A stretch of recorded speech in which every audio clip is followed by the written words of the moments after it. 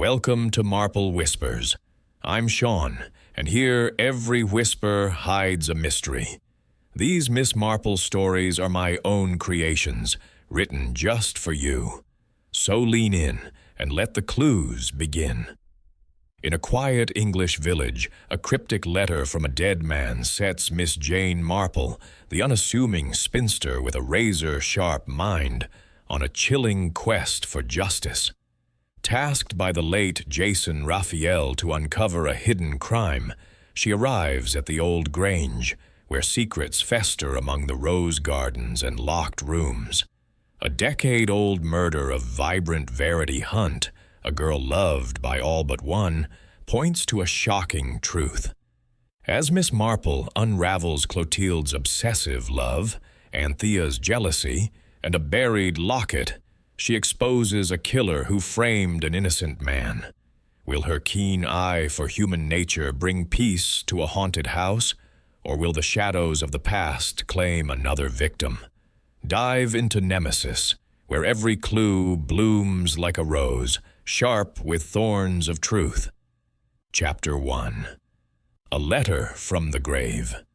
In the quiet of her St. Mary Mead cottage, Miss Jane Marple sat by the window, her knitting needles moving with the steady rhythm of long habit. The morning light filtered through lace curtains, casting delicate patterns on the worn oak table where her breakfast tray rested. A single boiled egg, a slice of toast, and a pot of Earl Grey. Outside, the village stirred gently. The milkman's cart rattled past, and Mrs. Price's spaniel yapped at a passing cyclist. It was a morning like any other, yet Miss Marple's thoughts were unusually preoccupied, her pale blue eyes drifting from her wool to a letter that lay unopened beside her teacup. The envelope was of fine quality, cream-colored and heavy, with a London postmark and a bold, angular hand she recognized at once. Mr. Jason Rafiel. Impossible, surely, for the old financier had died some weeks ago, his obituary splashed across the Times, with all the pomp reserved for men of his wealth and influence. She had met him only once, during that curious affair in the Caribbean, where his sharp mind and sharper tongue had left an impression. They had parted as unlikely allies, bound by a shared triumph over a murderer's deceit. Yet here was his hand, or so it seemed, reaching from beyond the grave. Miss Marple slit the envelope with a silver letter opener, her movements precise despite the faint tremor of age in her hands. The letter was brief, written in the same commanding scrawl, as if Mr. Rafiel had dictated it with his usual impatience for wasted words. "Miss Marple," it began, "you will forgive the intrusion of a dead man, but I find myself in need of your peculiar talents. You have a gift for seeing what others overlook, a nose for justice that I trust implicitly. A crime has been committed. Its nature I shall not specify, for reasons that will become clear. Your task is to uncover it and set it right. My solicitor, Mr. Broadrib, will provide funds and further instructions. I ask only that you act as Nemesis, my dear lady, and seek the truth where others have failed. Yours, Jason Rafiel." Miss Marple folded the letter and placed it carefully on the table, her needles stilled. Nemesis, the Greek goddess of retribution, the avenger of wrongs. It was a grandiose title, and she smiled faintly at Mr. Rafiel's flair for the dramatic. Yet the word stirred something in her, a sense of duty that had guided her through many a tangled mystery. She sipped her tea, now cooling, and gazed out at the garden, where her roses nodded in the breeze. What crime could be so obscure that Mr. Rafiel withheld its details? And why her, a spinster from an unremarkable village, whose only weapons were observation and an unyielding belief in human nature's darker corners? She rose, smoothing her tweed skirt, and crossed to the bookshelf, where a small photograph from her Caribbean trip sat tucked between volumes of Dickens and Trollope. Mr. Rafiel stared back, his hawk-like features softened by a rare smile. She recalled his parting words. "You're a rare bird, Miss Marple. Don't let the world clip your wings." Had he known even then that he would call upon her again? The clock on the mantel chimed 10:30, pulling her from her reverie. If Mr. Rafiel had set her a puzzle, she would need more than his cryptic letter to solve it. She returned to her chair, picked up the telephone, and dialed the number Mr. Rafiel had provided for Mr. Broadrib. The solicitor's voice was brisk, tinged with the weariness of a man accustomed to eccentric clients. "Miss Marple?" Mr. Rafiel left strict instructions. "I'm to meet you tomorrow with documents and funds. He was most insistent you undertake this quest." "Quest?" Miss Marple echoed, her tone light but probing. "Did he say nothing of the matter at hand?" "Not a word," Mr. Broadrib replied, "only that you'd know what to do when the time came." Miss Marple thanked him and hung up, her mind already turning over possibilities. A crime unspecified, a dead man's trust, and her own curiosity. A dangerous combination, she thought, but not unappealing. She resumed her knitting, the soft click of needles filling the silence. Somewhere, she knew, a thread waited to be pulled, and with it, a tapestry of secrets would unravel. For now, she would wait, as she always did, for the first clue to present itself. Chapter 2. The Solicitor's Summons. Miss Jane Marple stepped off the train at Paddington Station, her small suitcase gripped firmly in one gloved hand, her umbrella tucked under the other arm, as a precaution against the capricious London weather. The platform bustled with the usual chaos of city life, porters shouting, travelers hurrying, and the sharp whistle of a departing engine piercing the air. She adjusted her hat, a sensible creation of dark green felt adorned with a single pheasant feather, and made her way through the crowd with the quiet determination of one, accustomed to navigating life's obstacles, however large or small. At her age, though she never dwelt on the precise number, such journeys were less a matter of adventure than of necessity, and today's was driven by the enigmatic letter from Mr. Jason Rafiel, now a weight in her handbag and her thoughts.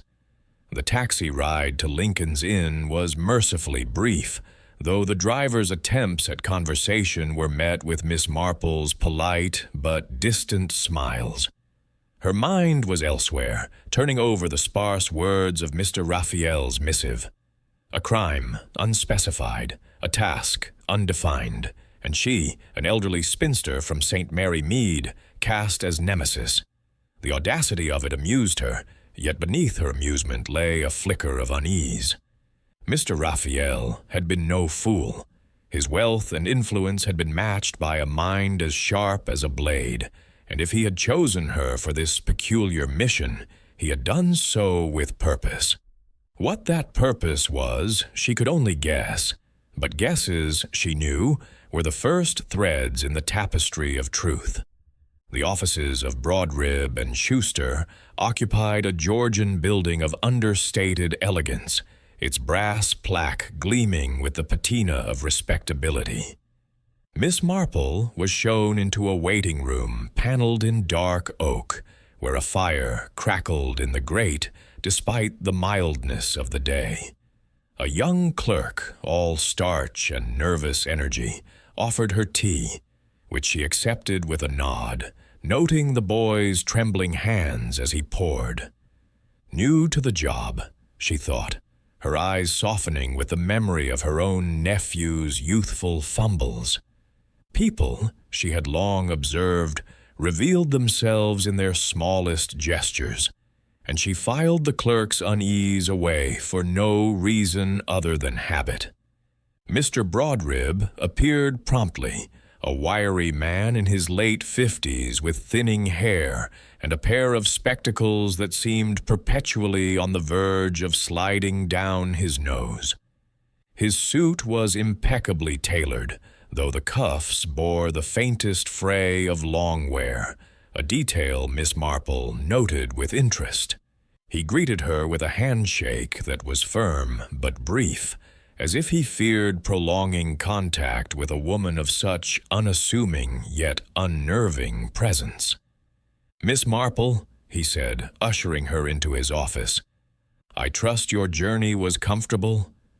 "Quite, thank you," she replied, settling into a leather chair that creaked under her slight weight. "Though I confess, Mr. Broadrib, I am rather at sea regarding Mr. Rafiel's intentions." The solicitor adjusted his spectacles, a gesture Miss Marple suspected was more habit than necessity. "Yes, well, Mr. Rafiel was not a man given to clarity when it suited him to be otherwise. Please, allow me to explain what I can." He opened a drawer and produced a manila envelope, its edges crisp and sealed with red wax. "This," he said, "contains the documents Mr. Rafiel instructed me to give you. He was most particular that you receive them in person."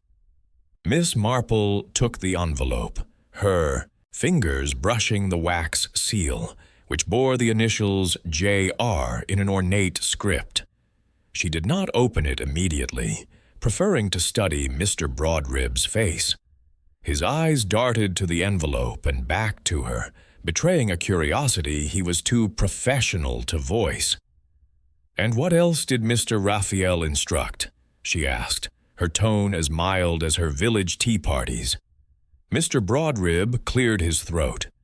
"He left a substantial sum to cover your expenses, travel, lodging, whatever you might require. Beyond that, he provided a list of names, people he knew or had dealings with. He said you would know how to proceed." "Names?" Miss Marple's eyebrows lifted slightly. "May I see them?" He handed her a single sheet of paper, typed with the precision of a legal document. The list was short but intriguing.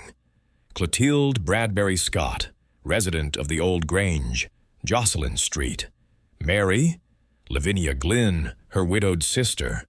Anthea Bradbury-Scott, their younger sibling, and Michael Rafiel, the financier's estranged son, recently released from prison after a controversial conviction. A few other names followed, local figures, a vicar, a doctor. But these four stood out, their connection to Mr. Rafiel evident yet undefined. "Michael Rafiel," Miss Marple murmured, her memory stirring. She recalled the newspaper accounts, a young man accused of a heinous crime, his father's wealth unable to shield him from scandal. He was involved in a murder case, was he not? Mr. Broadrib nodded, his expression guarded. "Yes, a young woman named Verity Hunt. Michael was convicted of her murder, though he always maintained his innocence. Mr. Rafiel never spoke of it, but it weighed heavily on him." Miss Marple's eyes narrowed, though her face remained serene. "And the others? The Bradbury-Scott sisters? They knew Mr. Rafiel years ago, through business dealings, I believe. Clotilde managed a property he once owned. Beyond that, I know little. Mr. Rafiel was reticent about his personal connections." She nodded, folding the list and slipping it into her handbag alongside the envelope. "And the crime he wishes me to investigate. He gave no hint?" "None," Mr. Broadrib said, spreading his hands in a gesture of helplessness. "He said only that you would find it, as if it were a puzzle only you could solve. I confess, Miss Marple, I find it all rather extraordinary." "As do I," she replied, her smile faint but genuine. "But Mr. Rafiel was not a man to act without reason. I shall begin where the trail leads, perhaps with the old Grange." Mr. Broadrib blinked, clearly surprised by her decisiveness. "You mean to visit Jocelyn Street, Mary?" "I believe so," she said. "A garden tour is mentioned in the local paper, hosted by Miss Clotilde Bradbury-Scott. It seems a convenient pretext for an old lady with an interest in roses." He chuckled, a dry sound that suggested he was unused to humor. "You are quite resourceful, Miss Marple." Mr. Rafiel chose well. She inclined her head, accepting the compliment as she rose. "I shall keep you informed, Mr. Broadrib. Thank you for your time." As she left the office, the weight of the envelope in her handbag seemed to grow heavier, its contents a mystery wrapped in a dead man's trust. The London streets were alive with the clatter of buses and the chatter of passers-by, but Miss Marple's thoughts were far away, in the quiet lanes of Jocelyn Street. Mary, where she sensed the first threads of Mr. Rafiel's puzzle, awaited. The journey back to St. Mary Mead gave her time to reflect. She opened the envelope in the privacy of her train compartment, her fingers deft despite the gentle sway of the carriage. Inside was a check for a sum that made her blink. Mr. Rafiel had been generous indeed, and a second letter, this one in his own hand, though less formal than the first. "Miss Marple," it read, "you will find the old Grange a place of secrets. Trust your instincts, but tread carefully. The past is a shadow that lingers, and not all who smile are friends. J.R." She folded the letter, her mind racing. The old Grange, then, was the starting point, and Clotilde Bradbury-Scott its likely center. Miss Marple knew the type, women of poise and propriety, whose outward grace concealed depths of passion or pain. She recalled her own village, where Mrs. Bantry's cook had once hidden a theft behind a mask of servitude, or young Elsie, whose love letters had revealed a betrayal. People, she thought, were much the same everywhere, their secrets waiting to be uncovered by a patient eye. Back in her cottage, Miss Marple prepared for her journey. She packed her suitcase with care, selecting a tweed suit for its practicality and a lavender scarf for its touch of elegance. Her housekeeper, Cherry, bustled about, offering opinions on everything from train timetables to the wisdom of traveling alone. "You're not getting any younger, Miss Marple," Cherry said, her hands on her hips. "Chasing after mysteries in strange places, what would your nephew say?" "He'd say I'm incorrigible," Miss Marple replied, her eyes twinkling. "And he'd be quite right." Cherry snorted, but packed a thermos of tea and a tin of biscuits. Just in case. Miss Marple thanked her, though she suspected the biscuits would be shared with whatever local children she encountered in Jocelyn Street. Mary. Children, she had found, were often excellent sources of gossip, their tongues unburdened by the caution of adults. The next morning she boarded the train to Jocelyn Street. Mary, a village some 50 miles from London, known for its medieval church and annual flower show.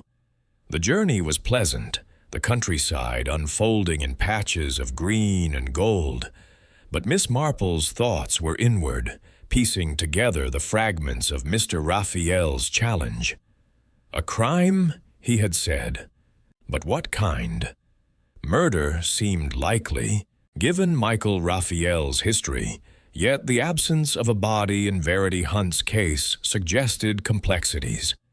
Had Mr. Rafiel known more than he told the courts? Or was this another crime entirely, hidden in the shadows of the old Grange? As the train pulled into Jocelyn Street, Mary's small station, Miss Marple stepped onto the platform, her umbrella at the ready though the sky was clear. A local taxi, driven by a cheerful man with a ruddy face, took her to the old Grange, a sprawling manor house set amid rolling lawns and ancient yews. Its stone facade was imposing yet weathered, as if it had absorbed the secrets of its inhabitants over centuries.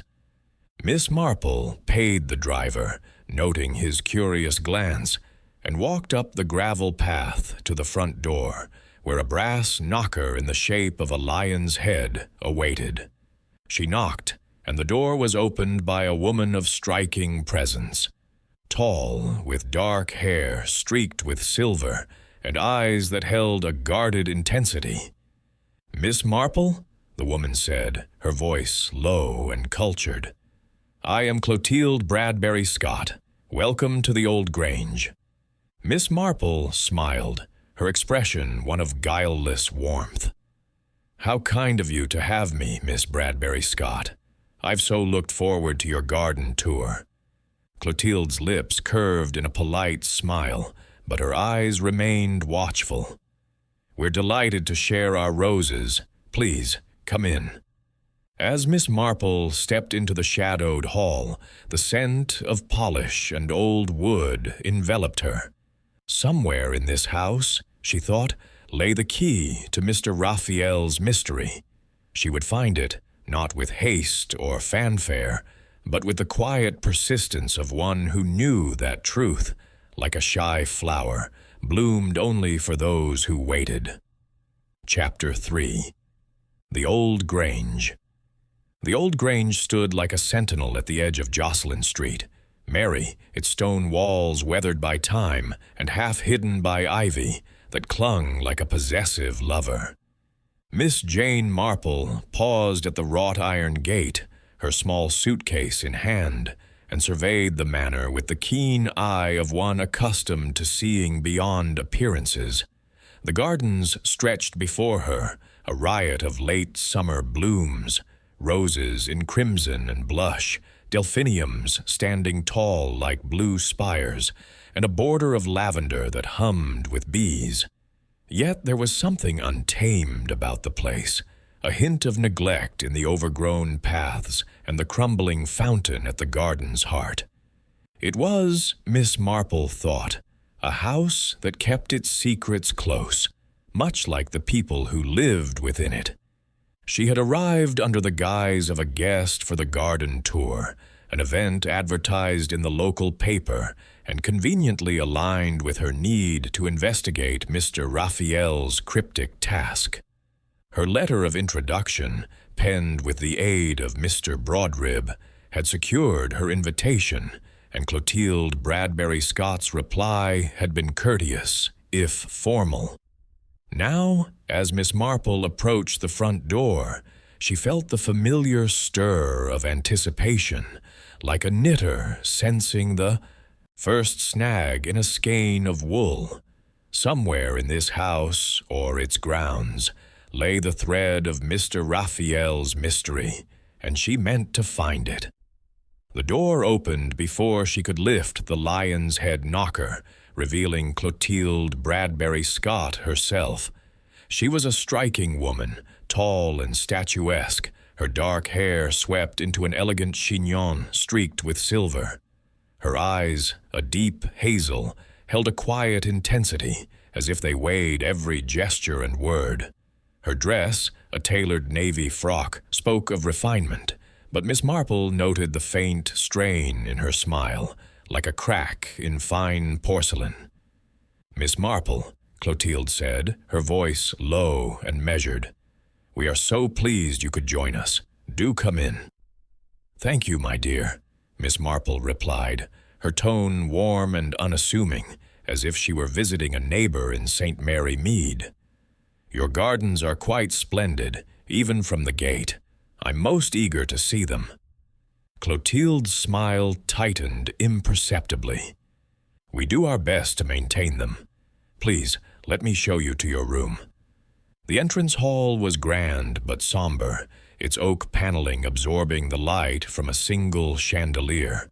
A wide staircase curved upward, flanked by portraits of stern-faced ancestors, whose eyes seemed to follow Miss Marple as she trailed Clotilde. The air carried the scent of beeswax and old roses, mingled with something less tangible, a faint staleness, as if the house had held its breath too long. Miss Marple's sharp eyes noted the details: a frayed edge on the runner, a cobweb in a high corner, and a locked door to the left, its keyhole gleaming as if recently polished. "Your room is on the first floor," Clotilde said, leading the way. "I hope you'll find it comfortable." "I'm sure I shall," Miss Marple said, her gaze lingering on the locked door. In her experience, locked doors were seldom innocent, and she made a mental note to inquire about it later, perhaps with the guileless curiosity of an elderly guest. The room assigned to her was airy, with a view of the rose garden and a four-poster bed draped in faded chintz. Vases of fresh dahlias stood on the dresser, their vibrant petals a contrast to the room's muted tones. Miss Marple thanked Clotilde, who excused herself to attend to other guests, leaving her to unpack. She opened her suitcase, arranging her few belongings with care: a tweed suit, a lavender scarf, and a well-worn copy of The Vicar of Wakefield, which she placed on the bedside table. It was a habit of hers to carry a book, not only for reading, but as a prop for moments when she wished to appear engrossed while listening. As she unpacked, the door opened softly, and a woman entered, her arms laden with fresh towels. She was shorter than Clotilde, with soft brown hair and a face marked by gentle lines of grief. "Oh, I beg your pardon," she said, startled. "I'm Lavinia Glynn, Clotilde's sister. I didn't realize you'd arrived." "No trouble at all," Miss Marple said, her smile disarming. "You must be terribly busy with the tour. Such a lovely house." Lavinia's expression softened. "It is, isn't it? Though it's a lot to manage. Clotilde does most of the work. She's the capable one." Miss Marple nodded, sensing an opening. "It must be a comfort to have family about you. Are there others?" "My younger sister Anthea lives here too," Lavinia said, setting the towels on a chair. "She's rather delicate. Not fond of strangers, I'm afraid." "Oh, I quite understand," Miss Marple said. "Some people prefer their own company. I'm much the same in my little village." Lavinia smiled, warming to the older woman's kindness. "You're from St. Mary Mead, aren't you? Clotilde mentioned it. It sounds charming." "It is," Miss Marple said, her eyes twinkling. "Though villages, you know, are full of surprises. One never knows what's behind the curtains." Lavinia laughed, a nervous sound, and excused herself.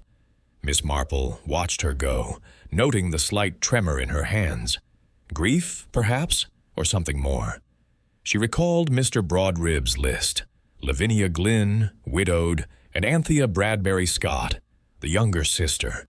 3 women bound by family, and this house, and somewhere among them, a connection to Mr. Rafiel's crime.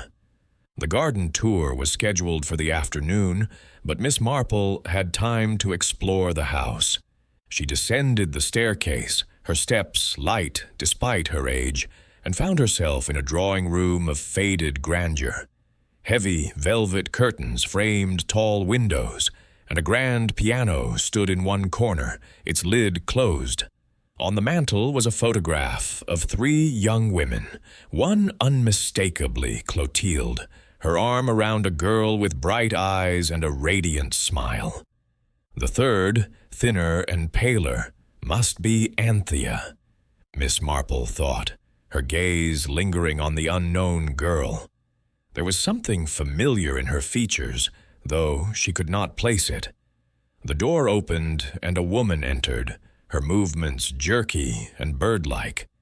She was perhaps 40, with untidy hair and a shawl draped carelessly over her shoulders. Her eyes darted to Miss Marple, then away, as if startled by her presence. "Oh," she said, her voice high and unsteady. "You're the guest." "Miss Marple," she said, extending a hand. "And you must be Miss Agatha Bradbury-Scott?" "Yes, yes," Agatha said, ignoring the hand. "I suppose you're here for the roses. Everyone is. Clotilde's pride and joy." "They're quite splendid," Miss Marple said, her tone soothing. "Though I confess I'm just as curious about old houses. This one has such character." Anthea's lips twitched, not quite a smile.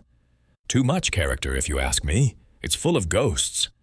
Miss Marple's eyebrows lifted, though she kept her expression mild. "Ghosts? How intriguing." "Not real ones," Agatha said quickly, her fingers twisting the edge of her shawl. "Just memories. Things that don't let go." Before Miss Marple could press further, Clotilde appeared, her presence commanding the room. "Agatha, you'll tire our guest with your fancies," she said, her voice smooth but edged. "Miss Marple, would you care for tea before the tour?" "How kind," Miss Marple said, noting the tension between the sisters. "I'd be delighted." Tea was served in a conservatory overlooking the garden, where a few other guests had gathered. Local gentry, a botanist from London, and a young couple more interested in each other than the roses. Clotilde presided with grace, pouring tea from a silver pot, while Lavinia chatted with the guests, and Agatha hovered at the edges, her eyes restless. Miss Marple sipped her tea, a delicate Darjeeling, and steered the conversation to neutral topics: the weather, the history of the manor, the challenges of maintaining such a large estate. But her mind was elsewhere, sifting through the sisters' interactions. Clotilde was the linchpin, her authority subtle but absolute. Lavinia deferred to her, her smiles tinged with resignation, while Anthea's unease was palpable, her glances darting to Clotilde as if seeking approval or fearing rebuke. Miss Marple thought of her own village, where Mrs. Bantry's sister-in-law had once ruled their household with similar quiet dominance, masking a web of resentments. Power, she knew, could breed both loyalty and rebellion. As the conversation turned to local history, Miss Marple seized her chance. "I believe Mr. Jason Rafiel had connections here," she said, her tone casual. "Such an interesting man. Did you know him well?" The effect was immediate. Clotilde's hand paused mid-pour, a drop of tea spilling onto the saucer. Lavinia's smile froze, and Anthea's cup clattered against its saucer, drawing a sharp look from Clotilde. "We knew him some years ago," Clotilde said, her voice cool. "Business matters, mostly. He was a formidable figure." "Formidable, indeed," Miss Marple said, her eyes bright with feigned innocence. "I met him once, in the Caribbean. He spoke so fondly of this part of the country." "Did he?" Clotilde's tone was polite, but distant. "I'm surprised he mentioned us at all." Lavinia interjected, her voice soft. "He was kind to us, in his way. Helped with the estate when times were difficult." Anthea muttered something inaudible, her fingers shredding a napkin. Clotilde's gaze silenced her, and Miss Marple pretended not to notice, though her mind catalogued every detail. The mention of Mr. Rafiel had struck a nerve, and she suspected it was tied to more than business. The tour began promptly at 2, led by Clotilde with the efficiency of a general. The guests followed her through the gardens, where she described each rose with the pride of a parent. Miss Marple lagged behind, her umbrella serving as a cane, though she needed no such aid. Her eyes wandered to the ground's edges, where a path led to a summer house, its windows boarded and its door secured with a heavy padlock. She recalled Mr. Rafiel's letter. The past is a shadow that lingers. Was the summer house part of that shadow? She rejoined the group, listening as Clotilde spoke of hybrid teas and floribundas, but her attention was drawn to a young gardener pruning a hedge. He was no more than 20, with a shock of red hair and a wary expression. When Clotilde introduced him as Tom, the estate's handyman, he nodded curtly, avoiding her gaze. Miss Marple made a mental note to speak with him later. Servants, she knew, often saw what others missed. As the tour concluded, the guests dispersed, some to the village, others to the conservatory for sherry. Miss Marple lingered in the garden, ostensibly to admire a climbing rose, but her true purpose was to observe the sisters. Clotilde remained composed, directing the staff with quiet authority, while Lavinia chatted with the botanist, her laughter a touch too bright. Anthea had vanished, her absence noted by no one but Miss Marple. Dinner was a formal affair, served in a dining room with a vaulted ceiling and a table set with spode china. The guests were joined by the vicar, Mr. Prescott, and his wife, whose cheerful chatter filled the silences. Miss Marple sat opposite Clotilde, her position allowing her to watch the sisters closely. Lavinia spoke little, her eyes often on her plate, while Anthea, who had reappeared, picked at her food, her movements restless. Clotilde, as always, was the picture of poise, though Miss Marple noted the tightness in her jaw when the vicar mentioned a local charity. Mr. Rafiel was a generous donor, Mr. Prescott said, unaware of the tension his words provoked. His contributions kept our church roof intact. Clotilde's fork paused, then resumed its motion. He had his causes, she said, her tone neutral. Miss Marple smiled benignly. Such a pity about his son, she said, as if it were an afterthought. I read about the trial, a sad business. The room stilled. Lavinia's napkin slipped to the floor, and Anthea's eyes widened, fixed on Clotilde. Yes, Clotilde said, her voice like ice. A tragedy, but the past is best left alone. Of course, Miss Marple said, her expression one of gentle agreement. But her mind was alight with possibilities. The sisters' reactions confirmed her suspicion. Mr. Rafiel's crime was tied to this house and to Michael Rafiel's conviction. Whether it was Verity Hunt's murder or something else, she could not yet say. But the locked summer house, the photograph on the mantel, and Anthea's nervous glances were threads she would follow. As the evening drew to a close, Miss Marple retired to her room, her knitting in hand. She sat by the window, the needles clicking softly, and gazed at the darkened garden. The old Grange was a house of secrets, and she was only beginning to unravel them. Tomorrow, she thought, she would speak to the gardener, Tom, and perhaps explore the village. Truth, like a rose, required patience to bloom, and Miss Marple was nothing if not patient. Chapter 4. A Shadow from the Past. The morning sun cast a golden glow over the gardens of the old Grange, softening the manor's stern facade and coaxing a chorus of birdsong from the yews. Miss Jane Marple sat at her bedroom window, her knitting untouched on her lap, her eyes tracing the paths where yesterday's tour had unfolded.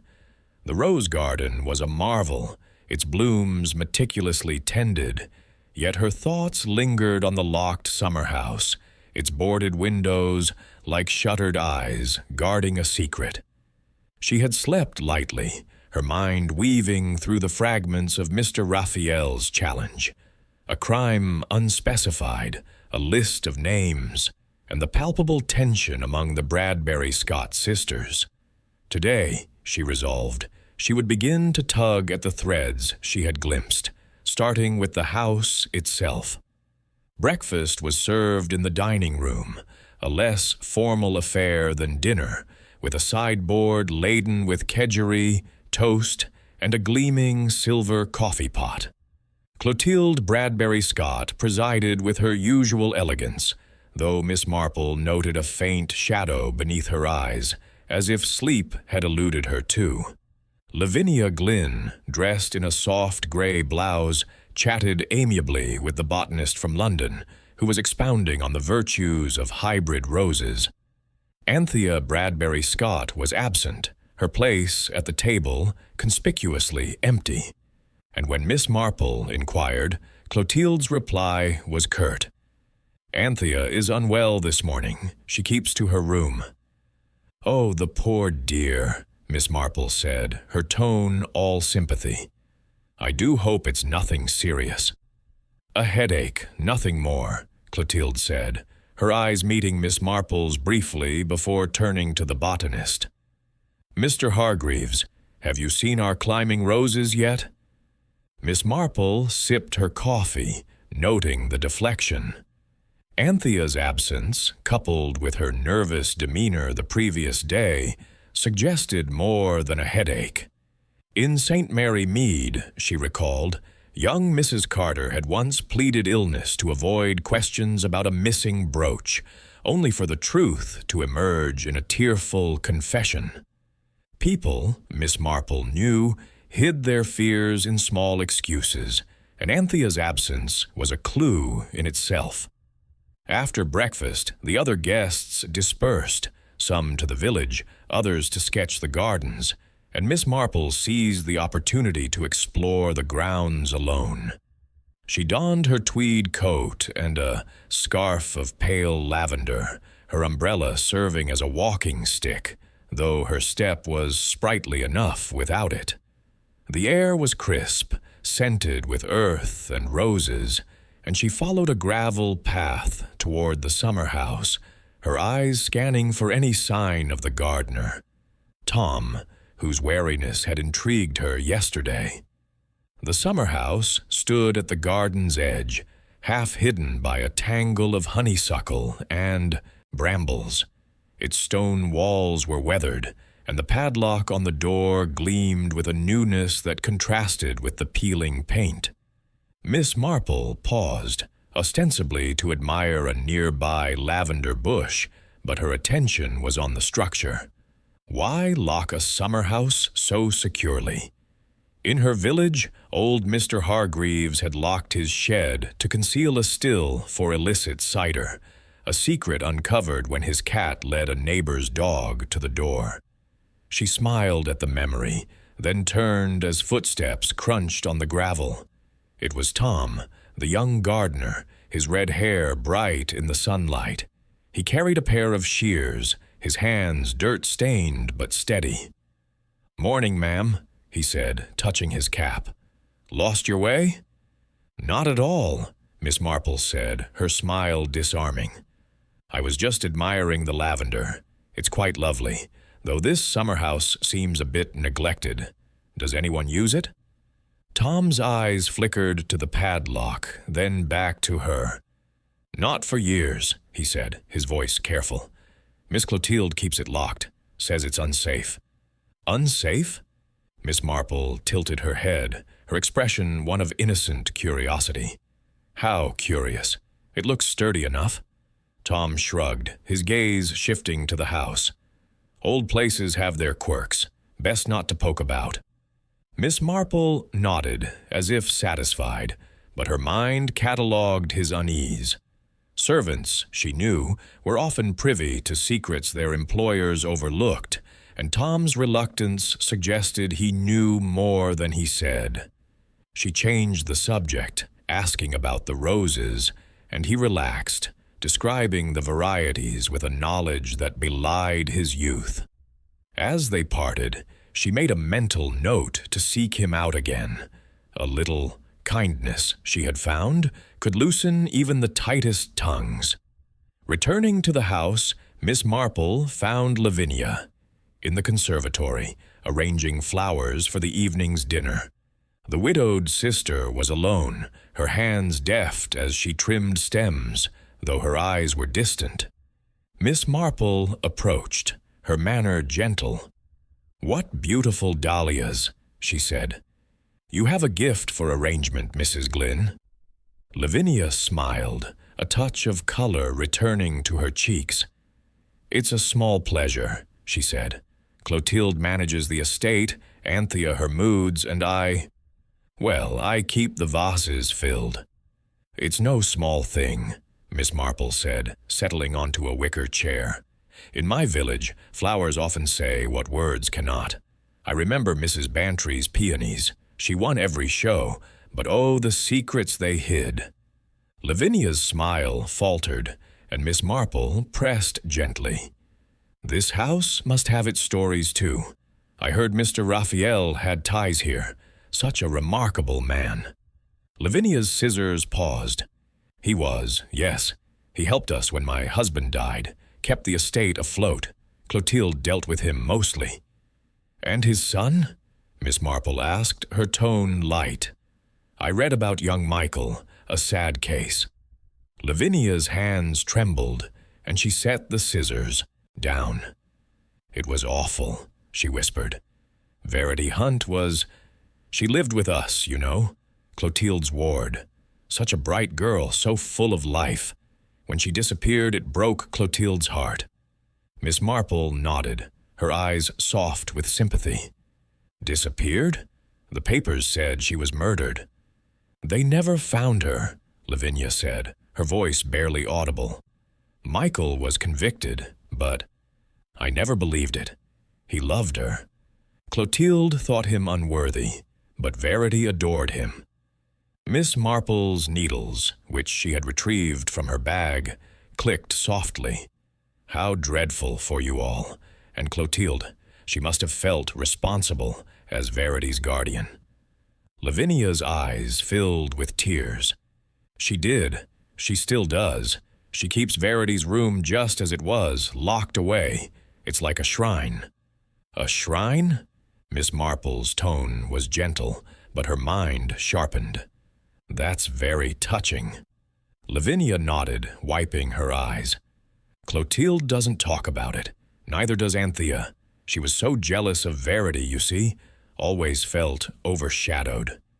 Miss Marple's needles paused, then resumed. Jealousy, she knew, was a poison that could fester for years, and Anthea's nervous demeanor suggested a woman haunted by more than memories. She thanked Lavinia, promising to join her for tea later, and made her way to the drawing room, where she hoped to find Clotilde. The room was empty, save for the photograph she had noticed yesterday. She studied it closely. Clotilde, young and radiant, with her arm around the girl Miss Marple now knew was Verity Hunt. Anthea stood to one side, her expression sullen. The girl, Verity, had a beauty that transcended the faded sepia. Bright eyes, a wide smile, and a vitality that seemed to leap from the frame. Miss Marple felt a pang of sadness. She had seen such girls in St. Mary Mead, full of promise until fate intervened. Clotilde entered, her presence as commanding as ever. "Miss Marple," she said, her voice smooth, "I hope you're enjoying your stay." "Immensely," Miss Marple said, gesturing to the photograph. "What a lovely picture. Is this your sister and a friend?" Clotilde's face tightened, though her smile remained. "My sisters and Verity Hunt, our ward, a long time ago." "She looks so happy," Miss Marple said, her tone wistful. "What became of her?" Clotilde's eyes darkened. "She died. A tragedy we don't dwell on." "Of course," Miss Marple said, her expression apologetic. "I didn't mean to pry." But Clotilde's reaction confirmed what Lavinia's words had hinted. Verity Hunt's death was the heart of the mystery, and Clotilde's grief, or guilt, was a key to it. Miss Marple excused herself, claiming a need to rest before dinner, but her mind was far from idle. She returned to her room, where she sat by the window, her knitting a pretext for thought. Verity Hunt, she mused, had been loved by Michael Rafiel, protected by Clotilde, envied by Anthea, and mourned by Lavinia. Her disappearance had shattered lives, yet no body had been found, and Michael's conviction rested on evidence Miss Marple suspected was flimsy. Had Mr. Rafiel believed his son innocent? Was that the crime he wished her to uncover?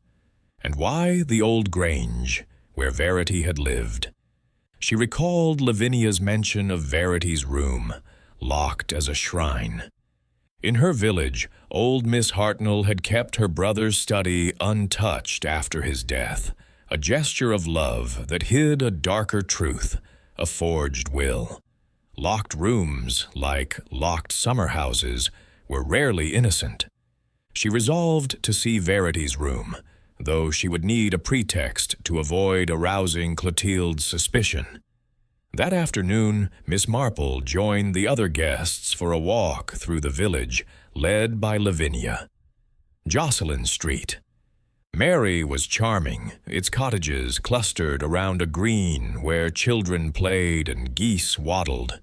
The church, with its Norman tower, drew Miss Marple's interest, and she lingered to speak with the vicar's wife, Mrs. Prescott, who was tending the graveyard. "Such a peaceful place," Miss Marple said, her eyes scanning the headstones. "Any notable families here?" Mrs. Prescott, a plump woman with a ready smile, was eager to talk. "Oh, the Bradbury-Scotts, of course. They've been at the old grange for generations. Clotilde's the backbone, though poor Lavinia's had her share of sorrow, losing her husband so young." "And the younger sister?" Miss Marple asked, her tone casual. "Anthea? A bit odd, if you ask me," Mrs. Prescott said, lowering her voice. "Always was, even when Verity Hunt lived with them. Such a tragedy, that." Miss Marple nodded, encouraging her to continue.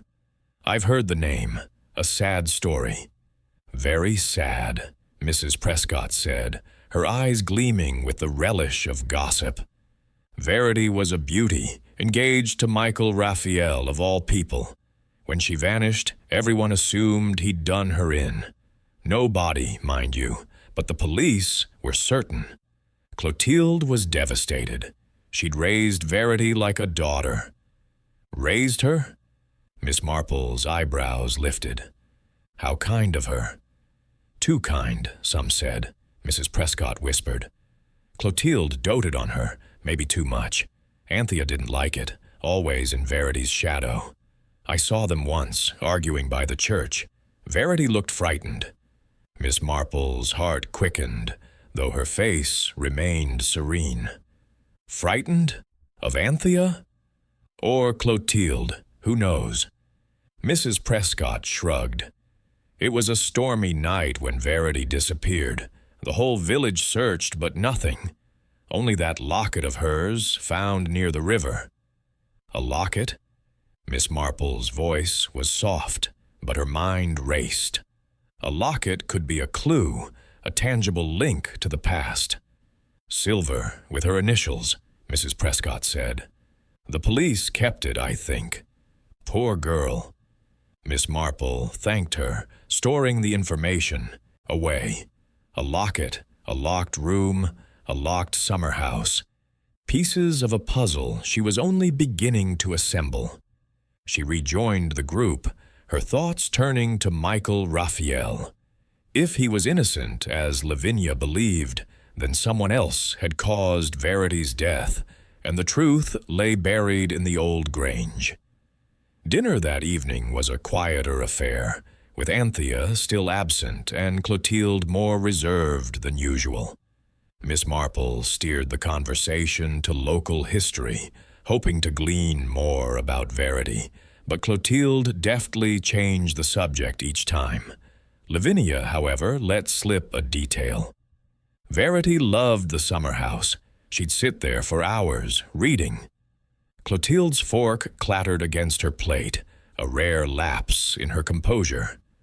"That was long ago," she said sharply. "The summer house is unsafe now." Miss Marple smiled, as if the remark were inconsequential, but her mind was alight. The summer house, Verity's sanctuary, was locked for a reason, and she intended to discover why. As she retired to her room, her knitting resumed its rhythmic click, a counterpoint to her racing thoughts. The past, as Mr. Rafiel had warned, was a shadow that lingered, and Miss Marple was determined to bring it into the light. Chapter 5. The Village Gossip.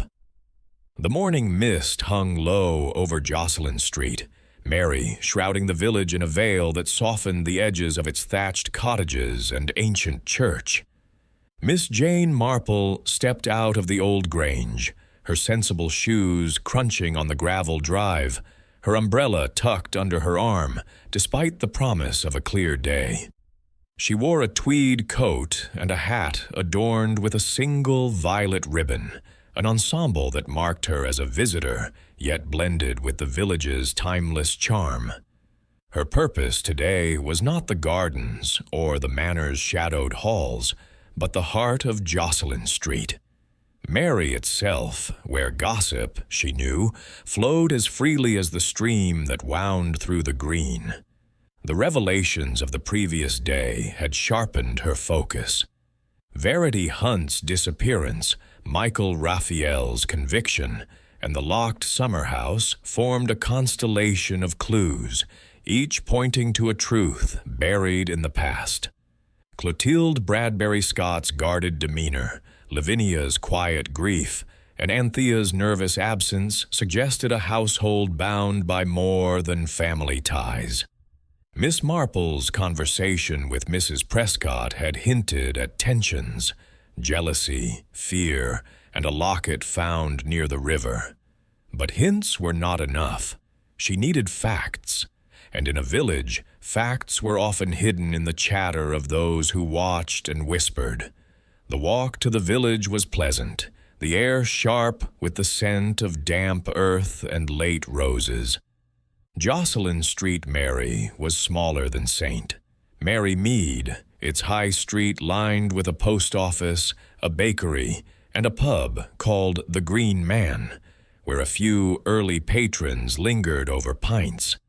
Miss Marple's destination was the vicarage, a modest Georgian house beside the church, where Mrs. Prescott, the vicar's wife, was known to hold court over tea and scones. In her experience, vicarages were gold mines of local lore, their occupants privy to secrets confided in moments of weakness or piety. Mrs. Prescott greeted her at the door, her round face flushed from tending a kettle. "Miss Marple, what a delight!" she exclaimed, ushering her into a parlor cluttered with chintz cushions and framed samplers. "I heard you were staying at the old Grange. Quite a place, isn't it?"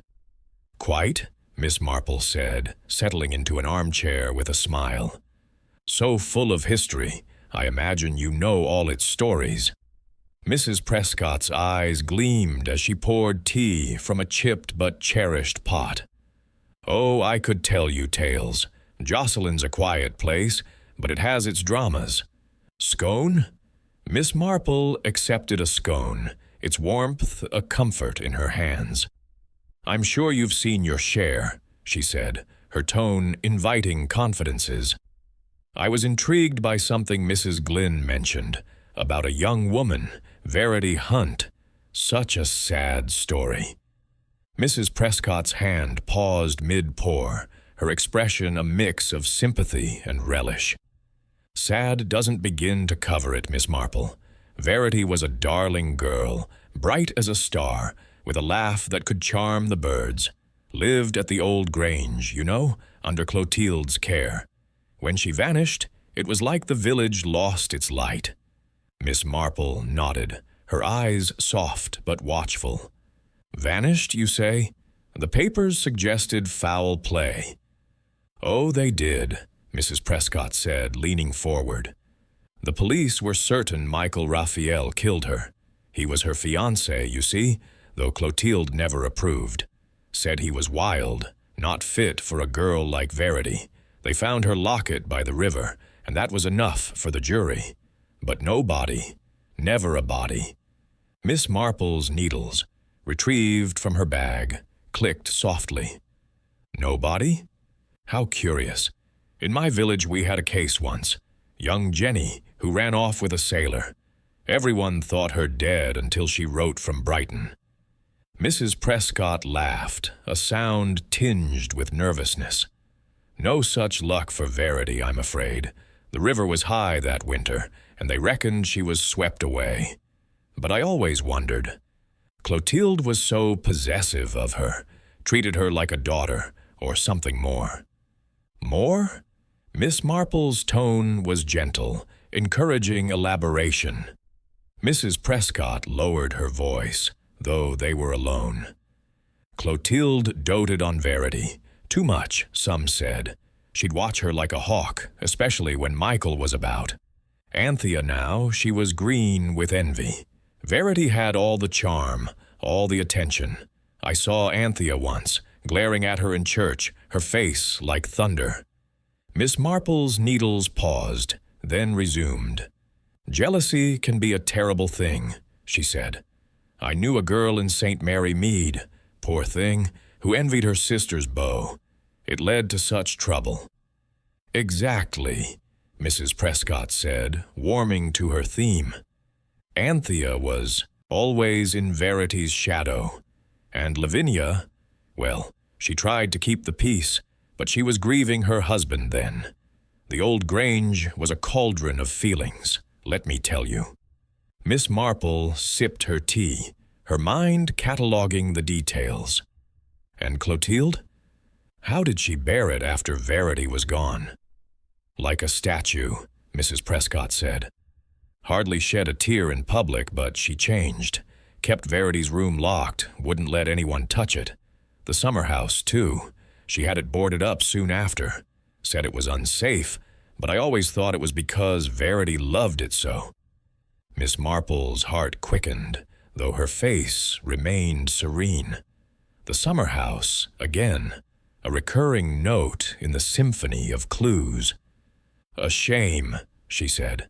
It looks such a charming spot. It was Verity's favorite, Mrs. Prescott said, her voice softening. She'd sit there with her books, or with Michael when Clotilde wasn't watching. I saw them once, laughing together. So in love, they were. Miss Marple nodded, her thoughts turning to Michael Rafiel. If he was innocent, as Lavinia believed, then Verity's death, or disappearance, pointed to someone else in the household. Clotilde's possessiveness, Anthea's jealousy, or even Lavinia's quiet sorrow could hide a darker truth.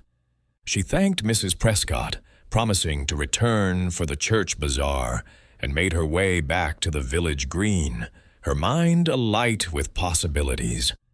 As she passed the green man, she noticed Tom, the gardener, leaning against a wall, smoking a cigarette. His red hair was unmistakable, and his eyes flicked toward her with a wariness she recognized from St. Mary Mead's own lads, caught in some minor mischief. She approached, her smile grandmotherly. "Good morning, Tom," she said. "Such a lovely day for gardening." He straightened, tossing the cigarette away. "Morning, ma'am. Aye, it's fine weather." "I was thinking of the summer house," Miss Marple said, her tone wistful. Mrs. Prescott mentioned it was Verity Hunt's favorite spot. Such a pity it's locked. Tom's face tightened, though he tried to mask it. "Miss Clotilde's orders. Says it's falling apart." "Does it?" Miss Marple tilted her head. "It looks solid enough. Perhaps it holds memories she'd rather forget." Tom shifted, his eyes on the ground. "Maybe. Verity used to sit there, reading or with him." "Him?"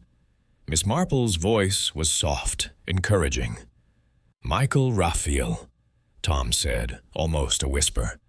I was just a lad then, helping my dad with the gardens. Saw them together, all secret-like. Miss Clotilde didn't like it." Miss Marple nodded, as if the information were of little consequence. "Young love is often secretive. I remember a boy in my village sneaking off with his sweetheart. Caused quite a stir." Tom gave a half-smile, relaxing slightly. "Aye, it was like that. But after Verity vanished, Miss Clotilde changed. Locked everything up, summer house, Verity's room, like she wanted to freeze time."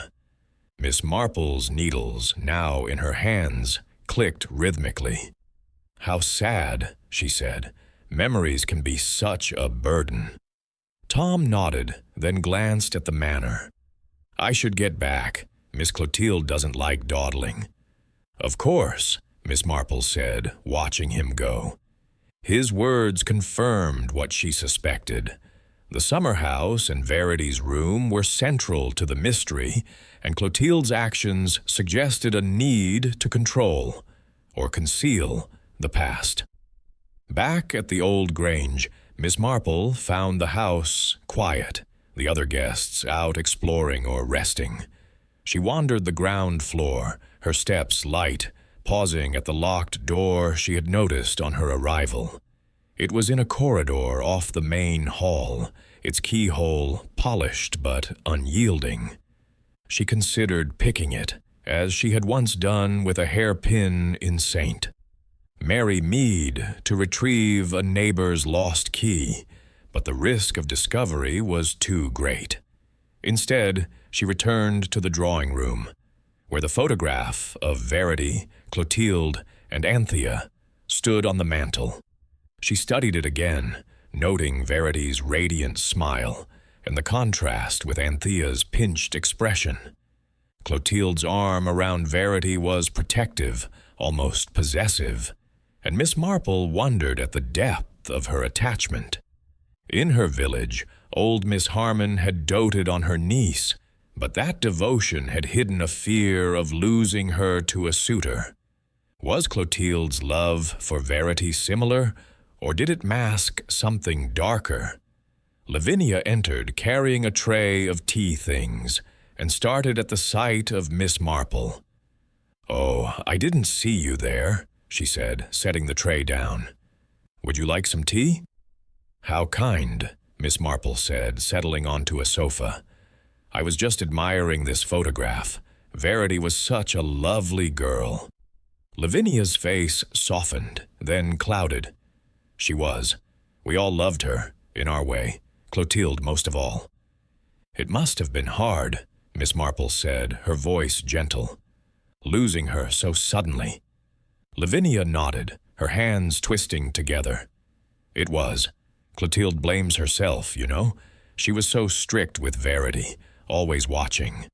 When Michael came along, it complicated things." "Michael Rafiel?" Miss Marple asked, as if the name were new to her. "Yes," Lavinia said. "Clotilde thought him trouble, but Verity was smitten. They'd meet in secret, in the summer house, mostly. I tried to tell Clotilde it was harmless, but she wouldn't listen." Miss Marple's needles clicked, a soothing counterpoint to Lavinia's distress.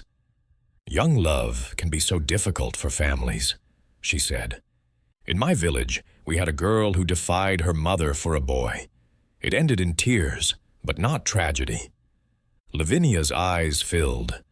"I wish it had been that way for Verity. After she vanished, Clotilde shut herself off, keeps her room locked, like a tomb. Anthea's never been the same, either. She was so jealous of Verity's charm." "Jealousy is a cruel thing," Miss Marple said, her tone sympathetic but probing. "Did Anthea ever act on it?" Lavinia hesitated, then shook her head. "Not that I know. She'd sulk, say sharp things, but nothing more. Still, I wonder sometimes." Miss Marple let the silence linger, knowing it could prompt more than questions. But Lavinia rose, murmuring about preparations for dinner, and left the room. Miss Marple remained, her thoughts turning to Anthea. Her absence, her jealousy, her nervous demeanor. Each was a thread in the tapestry, and Miss Marple suspected she was a key figure in the drama of Verity's fate. That evening, dinner was a subdued affair, with Clotilde maintaining her impeccable composure and Anthea still absent. Miss Marple steered the conversation to the village, hoping to glean more about its history, but Clotilde deftly deflected, turning to the botanist's research. As the meal ended, Miss Marple excused herself, claiming fatigue, but her true intention was to observe the grounds by moonlight. She slipped outside, her scarf wrapped tightly against the chill. The garden was ethereal in the silver light, the summer house a dark silhouette against the stars. She approached it, her steps silent on the grass, and examined the padlock. It was new, its metal untarnished, and she wondered what it guarded. A memory stirred, of a locked shed in St. Mary Mead, where a stolen necklace had been hidden. Was the summer house a hiding place or a tomb? As she turned back to the house, a figure moved in the shadows, an outline, slight and nervous, darting toward the manor. Anthea, Miss Marple thought, her heart quickening. What was she doing out here, alone? She made no move to follow, knowing pursuit would arouse suspicion, but the sighting confirmed her resolve. Tomorrow she would find a way to speak to Anthea, and perhaps to see Verity's room. The truth, she felt, was close, hidden in the locked spaces of the old grange, waiting for her to unravel it. Chapter 6. Michael Rafiel. The morning sun filtered through the heavy curtains of Miss Jane Marple's room at the old grange, casting a soft glow on the faded chintz bedspread. She sat at the small writing desk, her knitting set aside, as she penned a brief note to Mr. Broadrib, requesting an address for Michael Rafiel. The revelations of the past days, Verity Hunt's disappearance, the locked summer house, Clotilde's possessiveness, and Anthea's nervous jealousy, had convinced her that Michael, the convicted yet possibly innocent son of Jason Rafiel, held a key to the mystery. His story, she suspected, would illuminate the shadows cast by the old grange and its inhabitants. She sealed the note and tucked it into her handbag, then dressed in her usual tweed suit, adding a brooch shaped like a sprig of heather for a touch of whimsy. The house was quiet as she descended the stairs, the other guests either sleeping late or out exploring Jocelyn Street Mary's charms. Clotilde Bradbury-Scott was in the conservatory, arranging a vase of late roses with a precision that bordered on obsession, while Lavinia Glynn was nowhere to be seen. Anthea, true to form, remained absent, her headache now a convenient excuse for avoiding scrutiny. Miss Marple noted these details with the practiced eye of one who saw significance in absence as much as presence. At breakfast, served in the dining room with its heavy oak table and somber portraits, Miss Marple engaged Clotilde in light conversation about the village's history, carefully avoiding any mention of Verity or Michael. Clotilde's responses were polite but clipped, her hazel eyes watchful, as if she sensed an undercurrent to Miss Marple's questions. Jocelyn Street. Mary has changed little in centuries, Clotilde said, pouring coffee with a steady hand. It's a place where time stands still. How comforting, Miss Marple replied, her smile benign. Though I imagine the past leaves its mark, as it does in my own village. Old grievances, old loves, they linger, don't they? Clotilde's hand paused, a flicker of tension in her jaw. Some things are best forgotten, she said, and turned the conversation to the upcoming church bazaar. Miss Marple nodded, her mind elsewhere. Clotilde's reluctance to discuss the past was a thread she would tug later, but for now, her focus was Michael.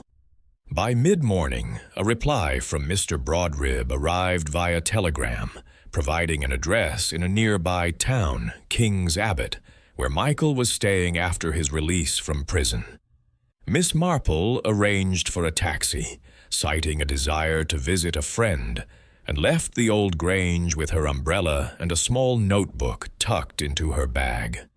The journey to King's Abbot was short, the countryside rolling past in a blur of hedgerows and golden fields. The town was larger than Jocelyn Street, merry with a bustling high street and a market square where vendors hawked apples and fresh bread. Michael Rafiel's lodging was a modest boarding house, its paint peeling but its windows clean, suggesting a landlady with standards if not means. Miss Marple knocked, and the door was opened by a stout woman with a flour-dusted apron, who eyed her with curiosity. "I'm here to see Mr. Michael Rafiel," Miss Marple said, her tone gentle but firm. "I believe he's expecting me." The landlady, Mrs. Brooks, ushered her into a parlor that smelled of lavender and linseed oil. "He's in, but he keeps to himself," she said. "Poor lad's had a hard time." Miss Marple nodded sympathetically. "I understand. A brief visit, nothing more." Mrs. Brooks called up the stairs, and moments later, Michael Rafiel appeared. He was in his early 30s, tall and lean, with dark hair and eyes that held a mix of defiance and weariness. His features echoed his father's, sharp cheekbones, a strong jaw. But prison had etched lines of hardness around his mouth. He wore a plain shirt and trousers, the sleeves rolled up as if he'd been working, though his hands were clean. "Miss Marple?" he said, his voice low and cautious. "The solicitor said you'd come. What's this about?" "May we speak privately?" she asked, glancing at Mrs. Brooks, who bustled off with a murmur about tea. Michael led her to a small sitting room, its furniture worn but tidy. He gestured to a chair, and Miss Marple sat, her umbrella propped beside her. "I won't waste your time, Mr. Rafiel," she said. "Your father, before he died, asked me to look into a matter. A crime, he called it, though he gave no details. I believe it concerns you and Verity Hunt." Michael's face darkened, and he sat heavily, his hands clasped tightly. "My father," he said, the words laced with bitterness. "He didn't believe me innocent, you know, not until it was too late." Miss Marple's eyes softened, though her gaze was steady. "He believed in you enough to send me," she said. "Tell me about Verity." Michael leaned back, his eyes distant. "She was everything. Bright, kind, fearless. We met at a village dance, and it was like the world came alive. She lived at the old grange, under Clotilde's thumb. Clotilde treated her like a prized possession, always watching, always controlling. Miss Marple's needles, now in her hands, clicked softly. Controlling? In what way? "She didn't want Verity to have a life of her own," Michael said.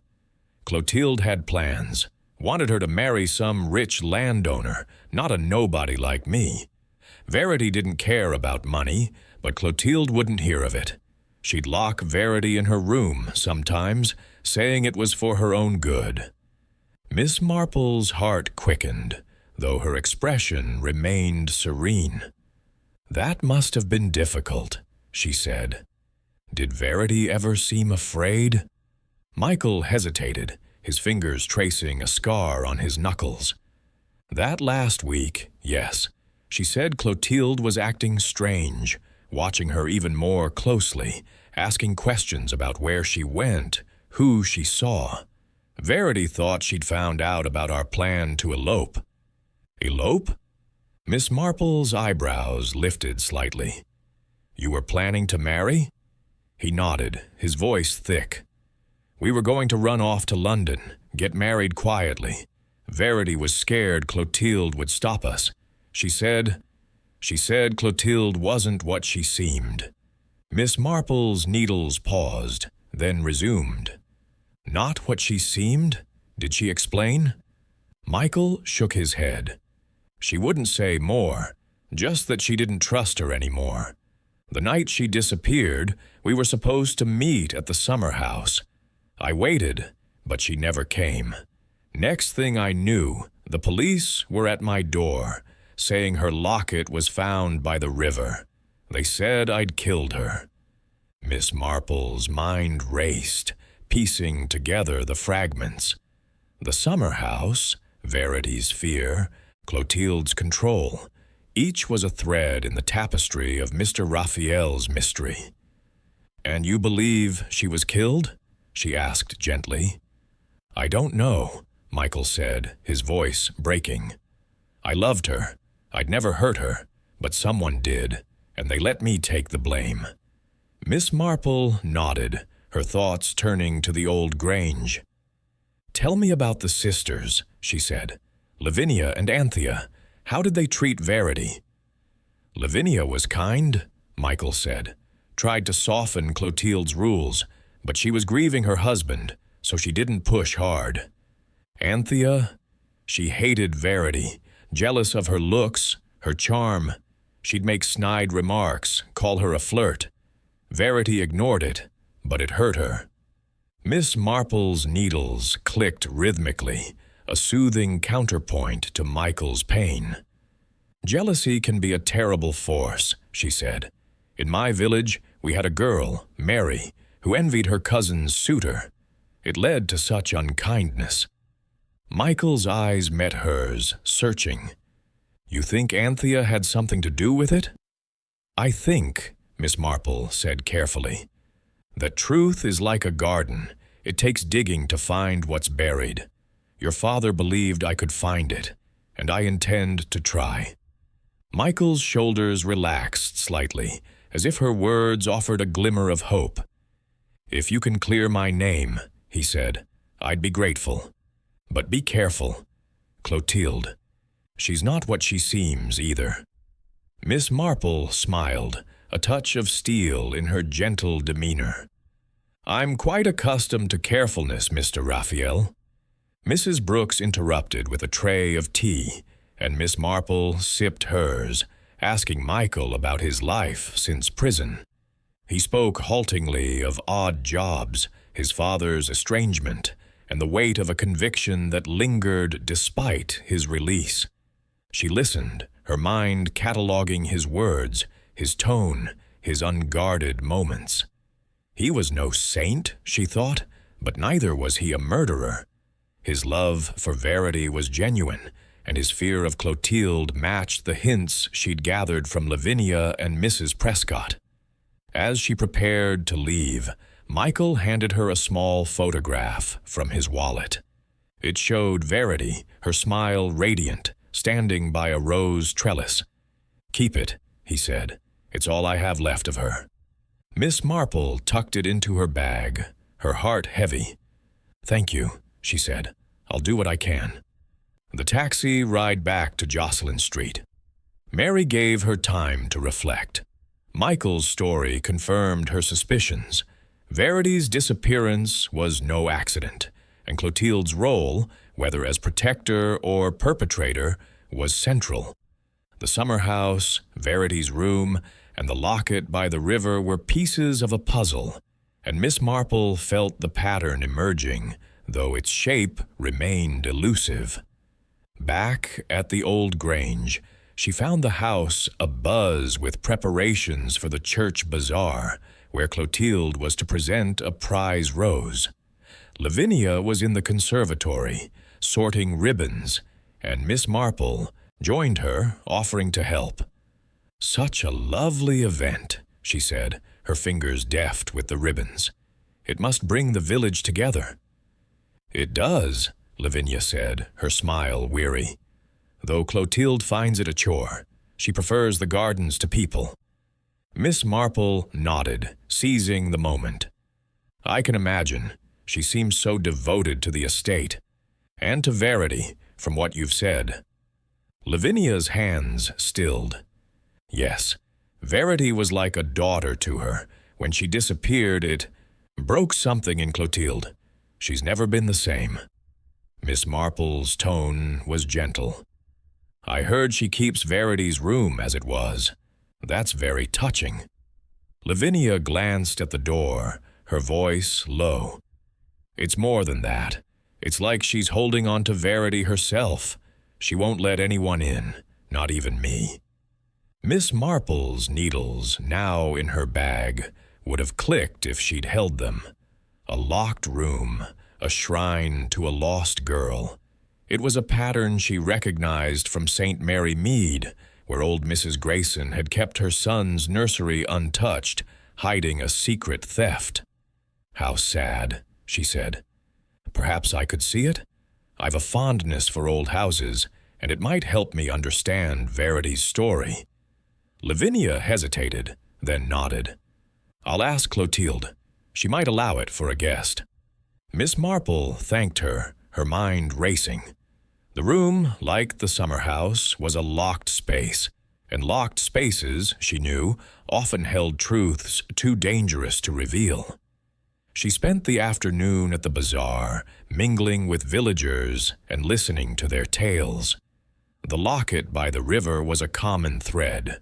Some believed it proof of murder, others a sign Verity had fled. No one doubted Michael's guilt, though a few, like the baker's wife, spoke of his charm and wondered if he'd been wronged. As evening fell, Miss Marple returned to the old grange, her thoughts on the locked spaces and the people who guarded them. Clotilde's control, Anthea's jealousy, Lavinia's sorrow, and Michael's pain formed a web, and Verity was its center. She sat by her window, the photograph of Verity in her hand, and studied the girl's face. "What happened to you?" she murmured. "And who made sure it stayed hidden?" The answer, she felt, was close, waiting in the locked corners of the old grange. Tomorrow she would press for access to Verity's room and perhaps find a way to the summer house. Truth, like a rose, required careful tending, and Miss Marple was nothing if not patient. Chapter 7. The Locked Summer House. The morning air at the old grange was heavy with the scent of dew-soaked roses, and a faint mist clung to the lawns, lending the manor an air of secrecy that suited Miss Jane Marple's purpose. She stood at her bedroom window, her knitting needles idle in her lap, her gaze fixed on the distant summer house, its boarded windows and padlocked door, a silent challenge. The past days had woven a tapestry of clues. Verity Hunt's disappearance, Michael Rafiel's wrongful conviction, Clotilde's possessive control, Anthea's jealousy, and Lavinia's quiet grief. But the summer house, Miss Marple felt, was a knot she must untie. Its locked state, so at odds with the open beauty of the gardens, suggested a hiding place for truths too painful to reveal. She dressed with care, choosing a tweed skirt and a blouse of soft lavender, her brooch a delicate cameo that added a touch of old-world charm. Her plan today was delicate, requiring the guile of a saint. Mary Mead, spinster, who had once coaxed a confession from a poacher with nothing but a smile and a cup of tea. The summer house was her goal, but she would need a pretext to approach it without arousing Clotilde's suspicion. She tucked her hairpin, a tool of unexpected utility, into her handbag and descended to breakfast, her step light despite the weight of her thoughts. The dining room was quieter than usual, with only Lavinia present, stirring her coffee absently. Clotilde, Lavinia explained, had gone to the village to arrange flowers for the church, and Anthea remained in her room, her headache, now a familiar excuse. Miss Marple seized the opportunity, her tone gentle as she said, "Mrs. Glynn, I was thinking of the summer house again. It's such a charming structure, even in its disrepair. Might I take a closer look? I've a fondness for garden follies." Lavinia's eyes flickered with unease, but she nodded. "I suppose there's no harm. Clotilde keeps it locked, but I have a spare key. She won't be back for hours." Miss Marple's heart quickened, though her smile remained serene. "How kind of you. I shan't disturb anything." Lavinia fetched a key from a drawer in the hall, its brass tarnished but functional. "It's old," she said, handing it to Miss Marple. "The lock's stiff, so be careful." Miss Marple thanked her, noting the tremor in Lavinia's voice. Fear, perhaps, or guilt. In St. Mary Mead, she had once seen a similar tremor in young Mrs. Ellis, who had hidden a stolen brooch in her attic. Locked places, Miss Marple knew, were magnets for secrets, and she intended to discover what this one held.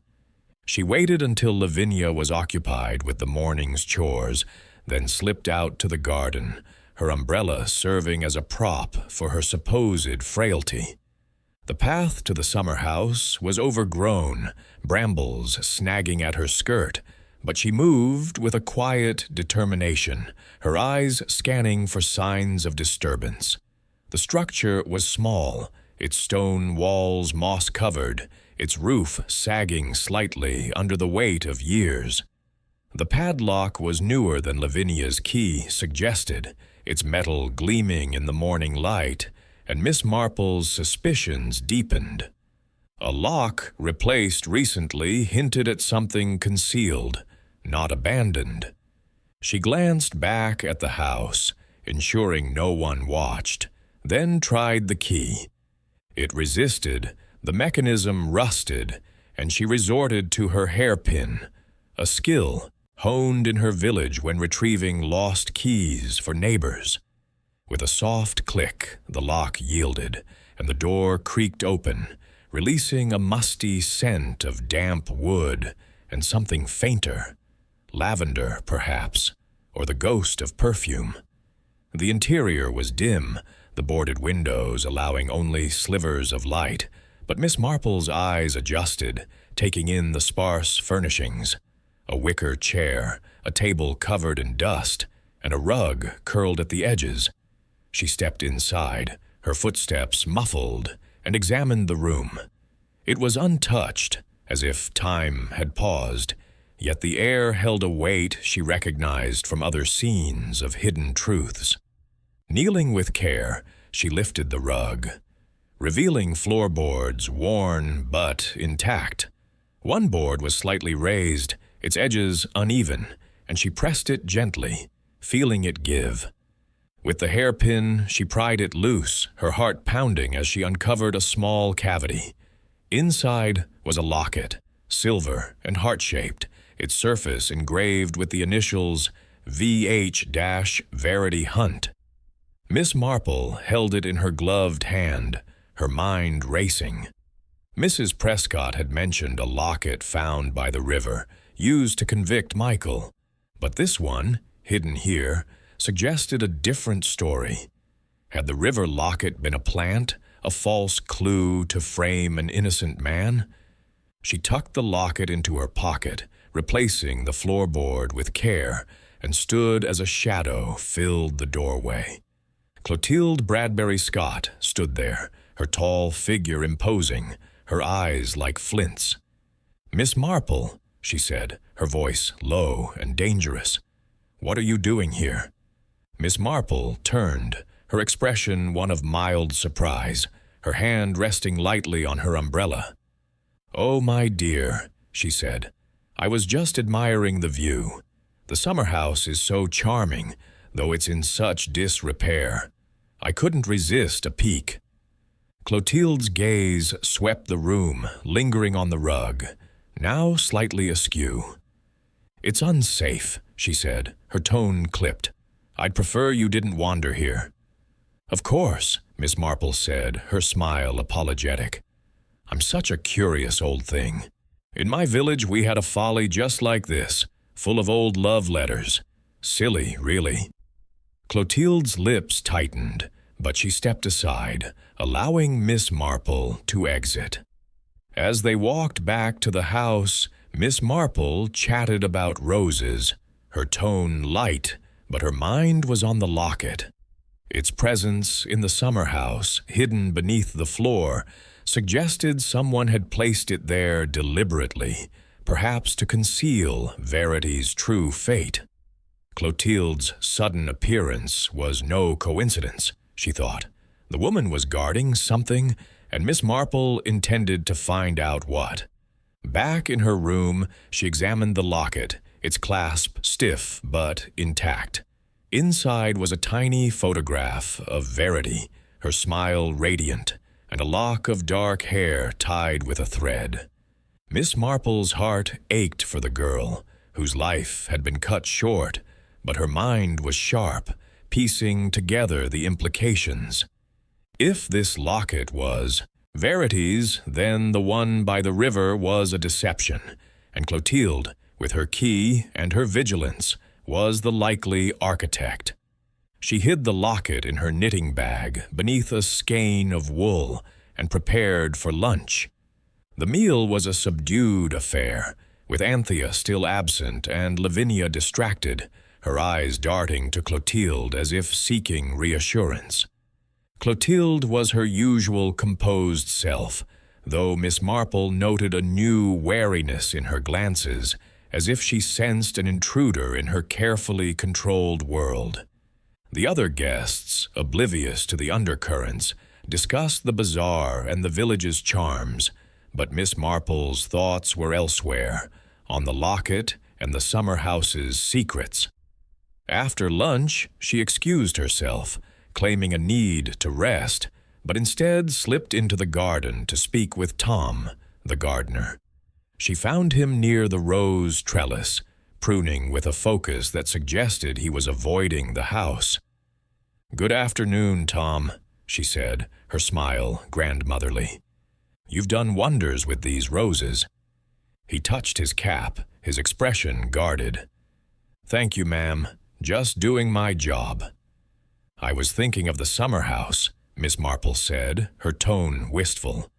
"Mrs. Glynn mentioned it was Verity's favorite place. Did you ever see her there?" Tom's shears paused, and he glanced at the house. "Aye, sometimes. She'd read or meet. Him." Mr. Michael Miss Marple nodded, encouraging him to continue. "They must have been happy there, before everything happened." Tom's eyes darkened. They were, but Miss Clotilde didn't like it. She'd watch them, from the house or the garden. "Once I saw her standing by the summer house, just staring, after Verity went missing." Miss Marple's needles, had they been in her hands, would have stilled. Staring? How odd. Perhaps she was remembering Verity. "Maybe," Tom said, his voice low. "But it gave me the chills. She locked it up soon after, said it was unsafe. Never opened it again, far as I know." Miss Marple thanked him, her mind racing. Clotilde's vigil at the summer house, coupled with the hidden locket, painted a picture of a woman desperate to control the past. Was she protecting a memory or hiding a crime? In St. Mary Mead, Miss Marple had once uncovered a theft by noting a gardener's unease, and Tom's reluctance suggested he knew more than he said.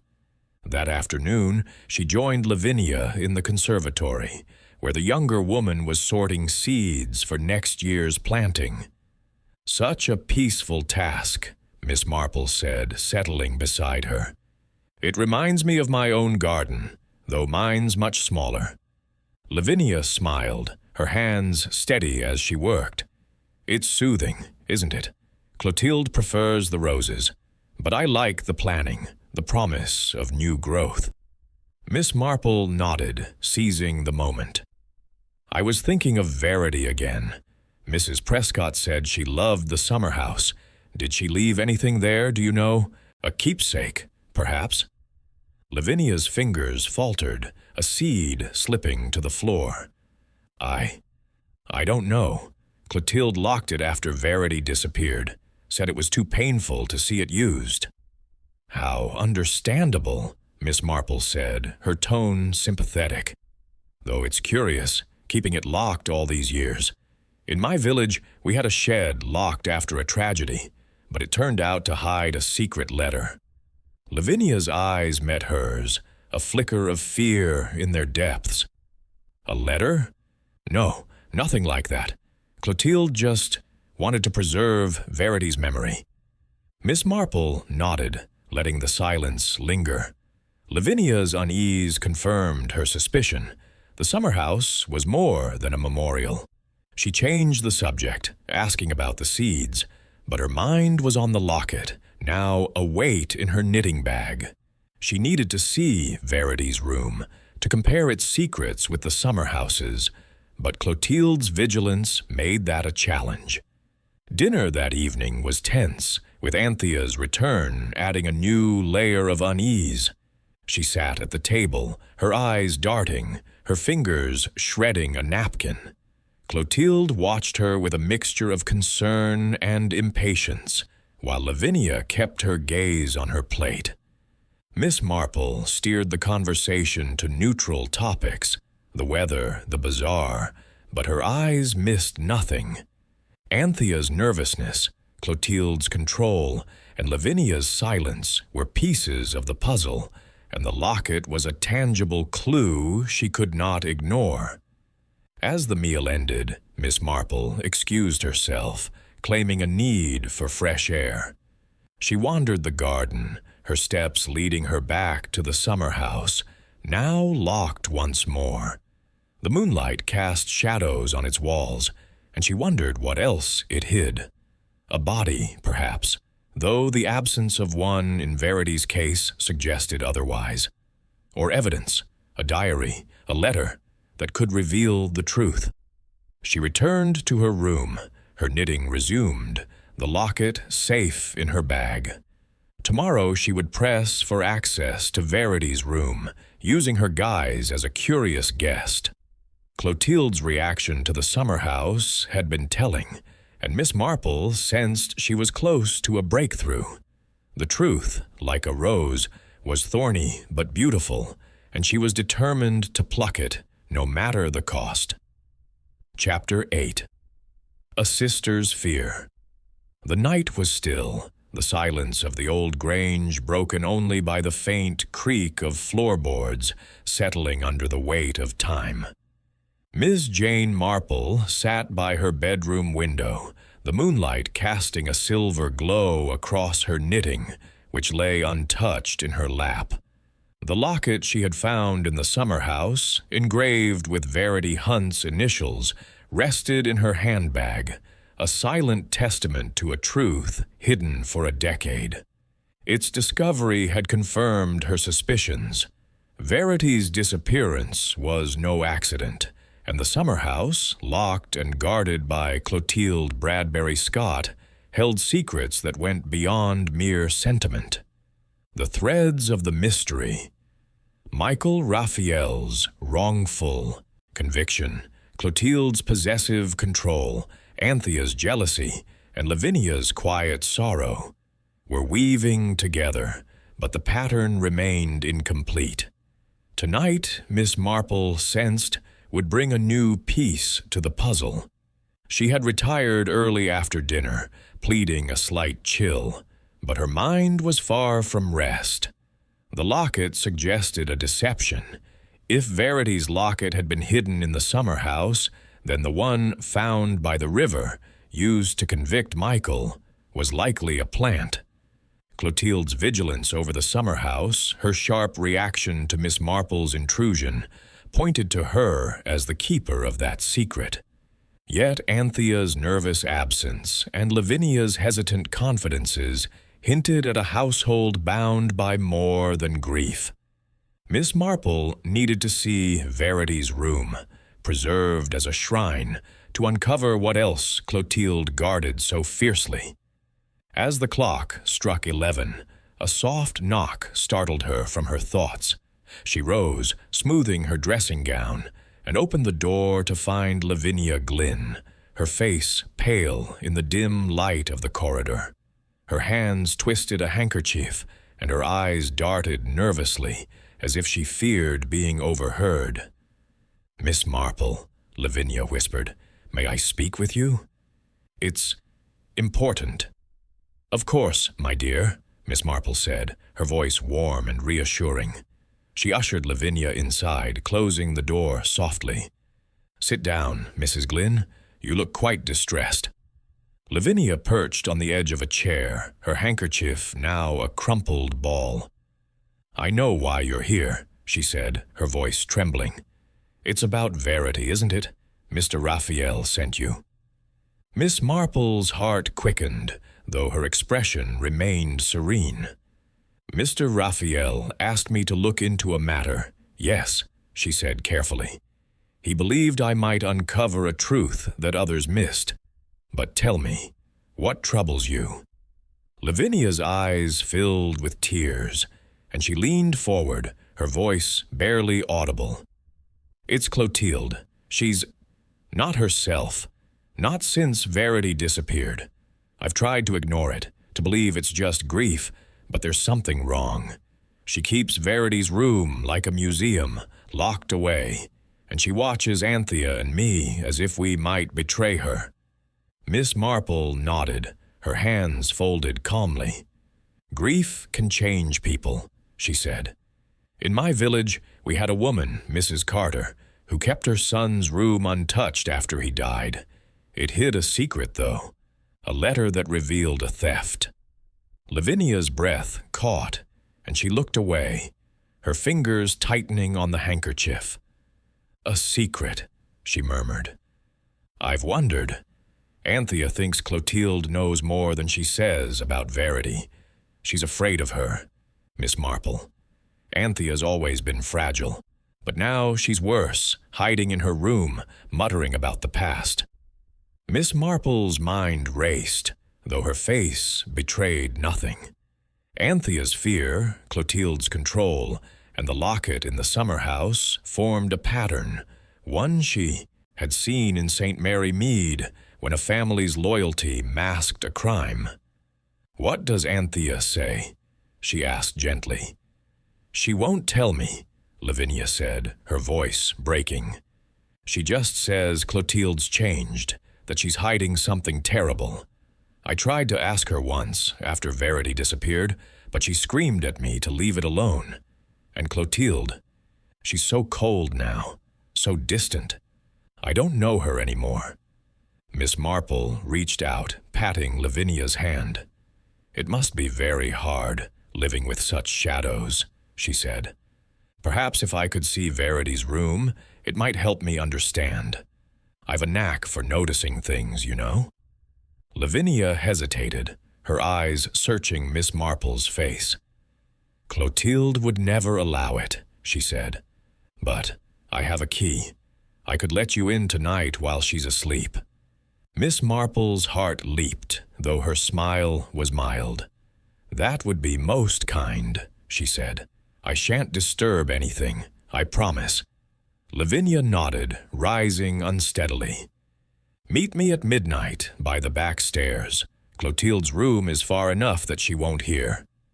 As Lavinia slipped out, Miss Marple sat back, her thoughts whirling. The locked room, like the summer house, was a piece of the puzzle, and Lavinia's fear suggested it held more than memories. She recalled a case in St. Mary Mead, where a locked attic had concealed a stolen painting, its discovery prompted by a maid's nervous confession. Lavinia's willingness to defy Clotilde was a crack in the household's facade, and Miss Marple intended to widen it. At midnight, she met Lavinia at the back stairs, her steps silent in her soft slippers. Lavinia held a candle, its flame flickering in the drafty corridor, and led her to a door at the end of the hall. The key turned with a faint click, and they entered a room frozen in time. Verity's room was small but elegant, with a single bed covered in a white quilt, a dresser adorned with a silver hairbrush, and a bookshelf lined with novels, Jane Austen, Bronte, and a few volumes of poetry. A faded photograph of Verity stood on the nightstand, her smile echoing the one in Miss Marple's locket. "It's just as she left it," Lavinia whispered, her voice thick with emotion. "Clotilde won't let us change a thing." Miss Marple moved carefully, her eyes scanning the room. The air was heavy with the scent of lavender, the same faint perfume she had noticed in the summer house. She approached the dresser, noting the neat arrangement of Verity's belongings: a comb, a ribbon, a small jewelry box.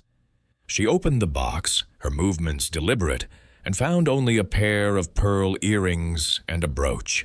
No diary, no letters, nothing to suggest Verity's final days.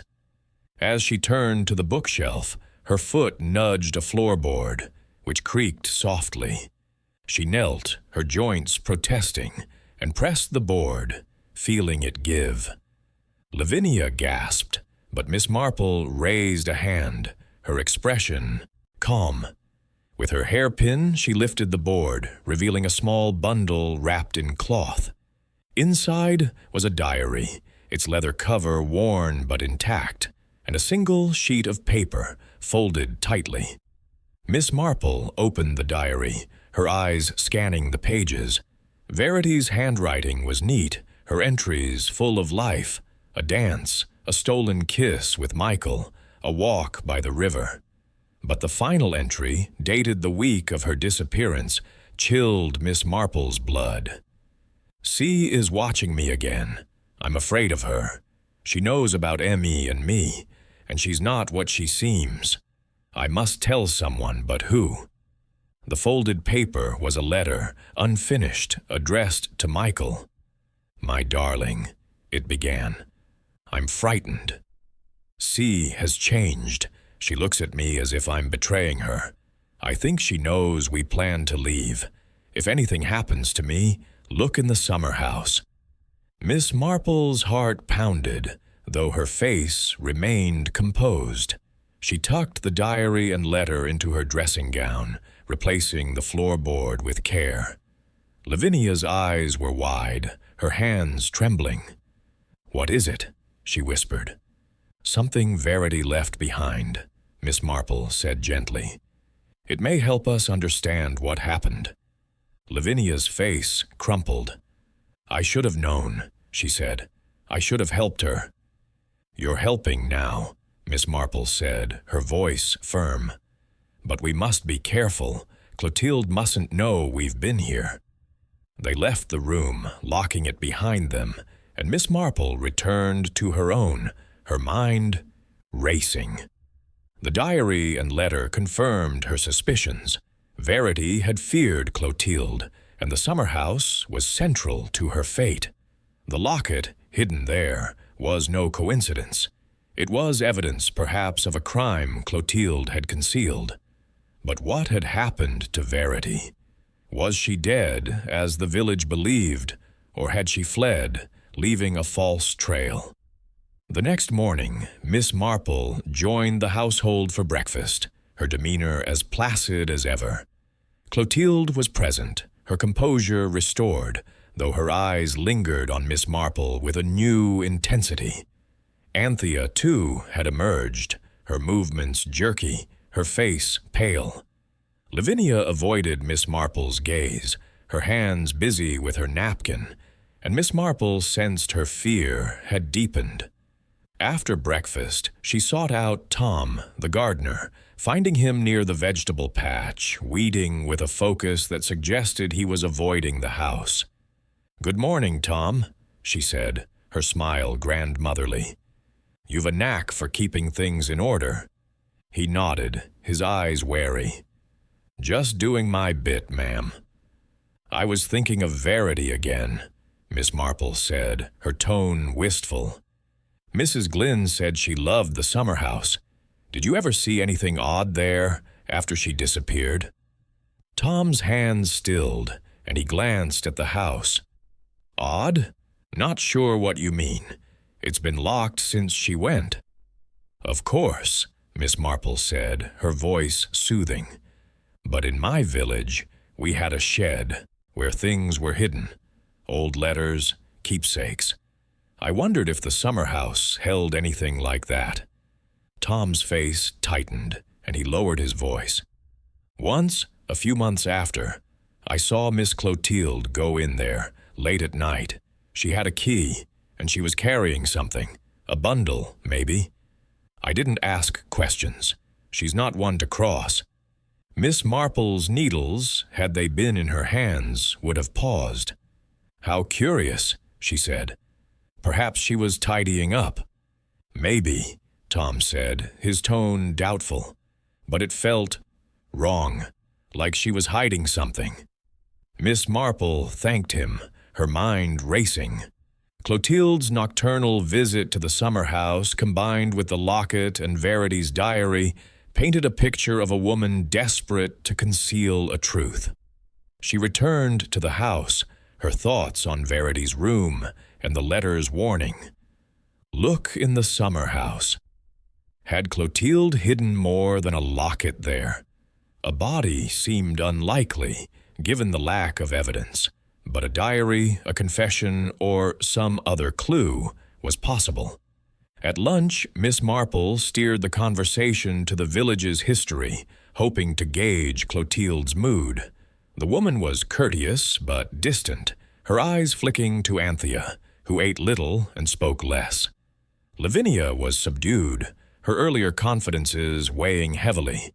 Miss Marple decided to press her advantage, using her guise as a curious guest. Miss Bradbury-Scott, she said, her tone light. I was so touched to hear about Verity's room. It's like a little piece of her preserved. Might I see it? I've such a fondness for old houses and their stories. Clotilde's fork paused, her eyes narrowing. It's a private space, she said. I'm sure you understand. Of course, Miss Marple said, her smile apologetic.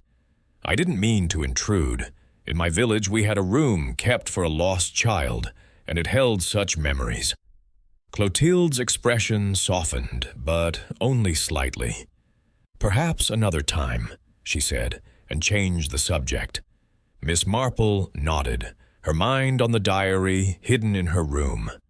Clotilde's refusal confirmed its importance, and she resolved to keep the diary and letter safe until she could confront the truth. That afternoon, she joined the guests for a walk to the village, but her thoughts were on Anthea. The younger sister's fear, hinted at by Lavinia, suggested she knew something, perhaps a truth she dared not voice. As they passed the church, Miss Marple lingered, feigning interest in the gravestones. Anthea was at the edge of the group, her shawl clutched tightly, her eyes darting to the manor. Miss Marple approached, her smile gentle. Miss Anthea, she said, you look troubled. Is there anything I can do? Anthea started, her face paling. No, nothing, she said, her voice high. I'm just tired. Of course, Miss Marple said, her tone soothing. But if you ever need to talk, I'm a good listener. In my village, people often confide in me, and it eases their hearts. Anthea's eyes met hers, a flicker of desperation in their depths, but she turned away, muttering an excuse. Miss Marple watched her go, her heart heavy. Anthea's fear was a thread she would tug gently, but not yet. The diary, the locket, and Clotilde's vigilance were enough for now, and she sensed the truth was close, waiting in the locked spaces of the old grange. As night fell, Miss Marple sat by her window, the diary in her hands. Verity's words echoed in her mind. I'm afraid of her. She's not what she seems. The summer house, the room, the locket, All pointed to Clotilde, but the why and how remained elusive. Tomorrow she would find a way to confront Anthea, or perhaps return to the summer house. The truth, like a rose, was thorny but within reach, and Miss Marple was nothing if not persistent. Chapter 9. The Truth Unravels. The morning dawned crisp and clear over the old grange, the sun piercing the mist to illuminate the rose garden in a blaze of color. Miss Jane Marple stood at her bedroom window, her knitting needles silent, her gaze fixed on the distant summer house, its locked door a symbol of the secrets she was unraveling.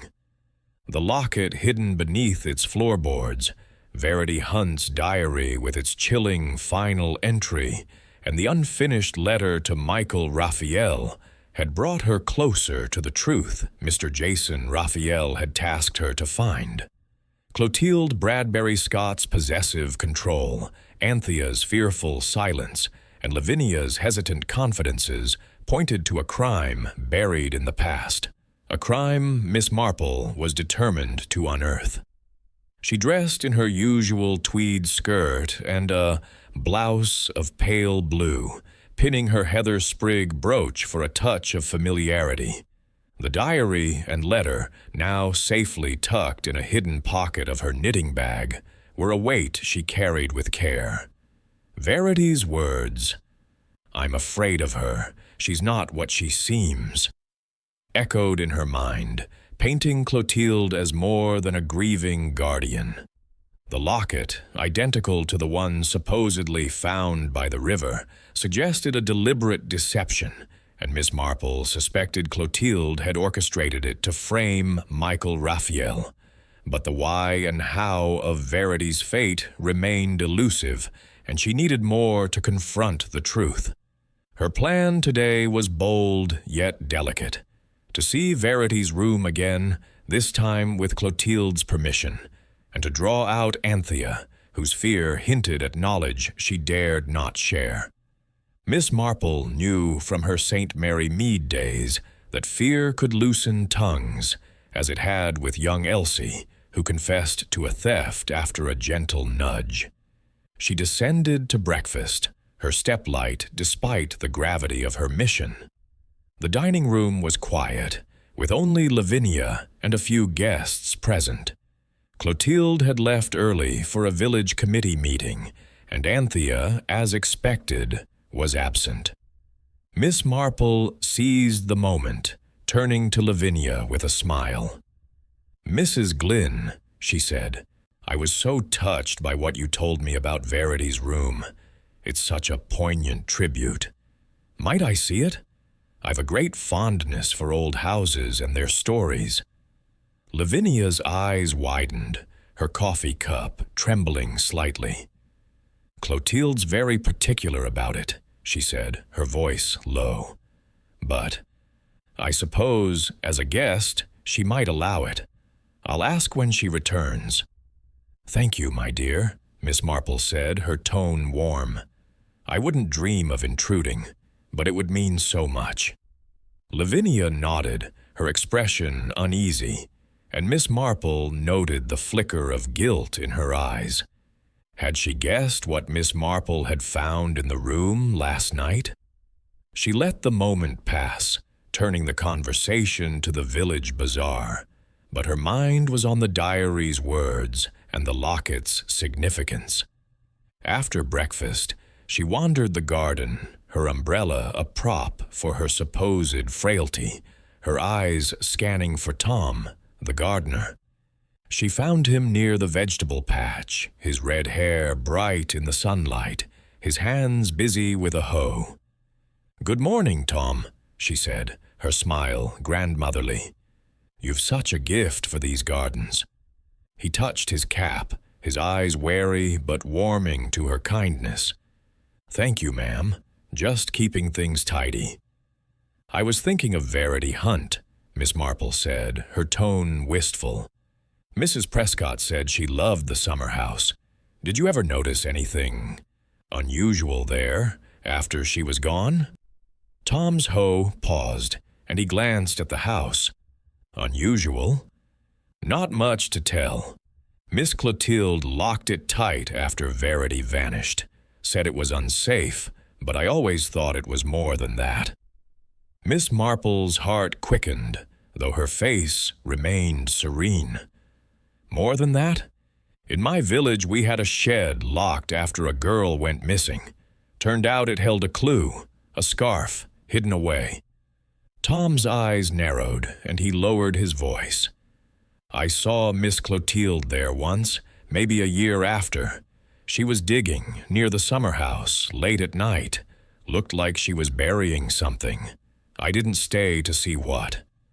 Miss Marple's needles, had they been in her hands, would have stilled. Burying something? How curious.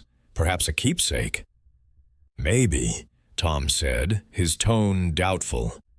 But it didn't look right.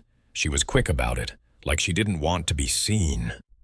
Miss Marple thanked him, her mind racing.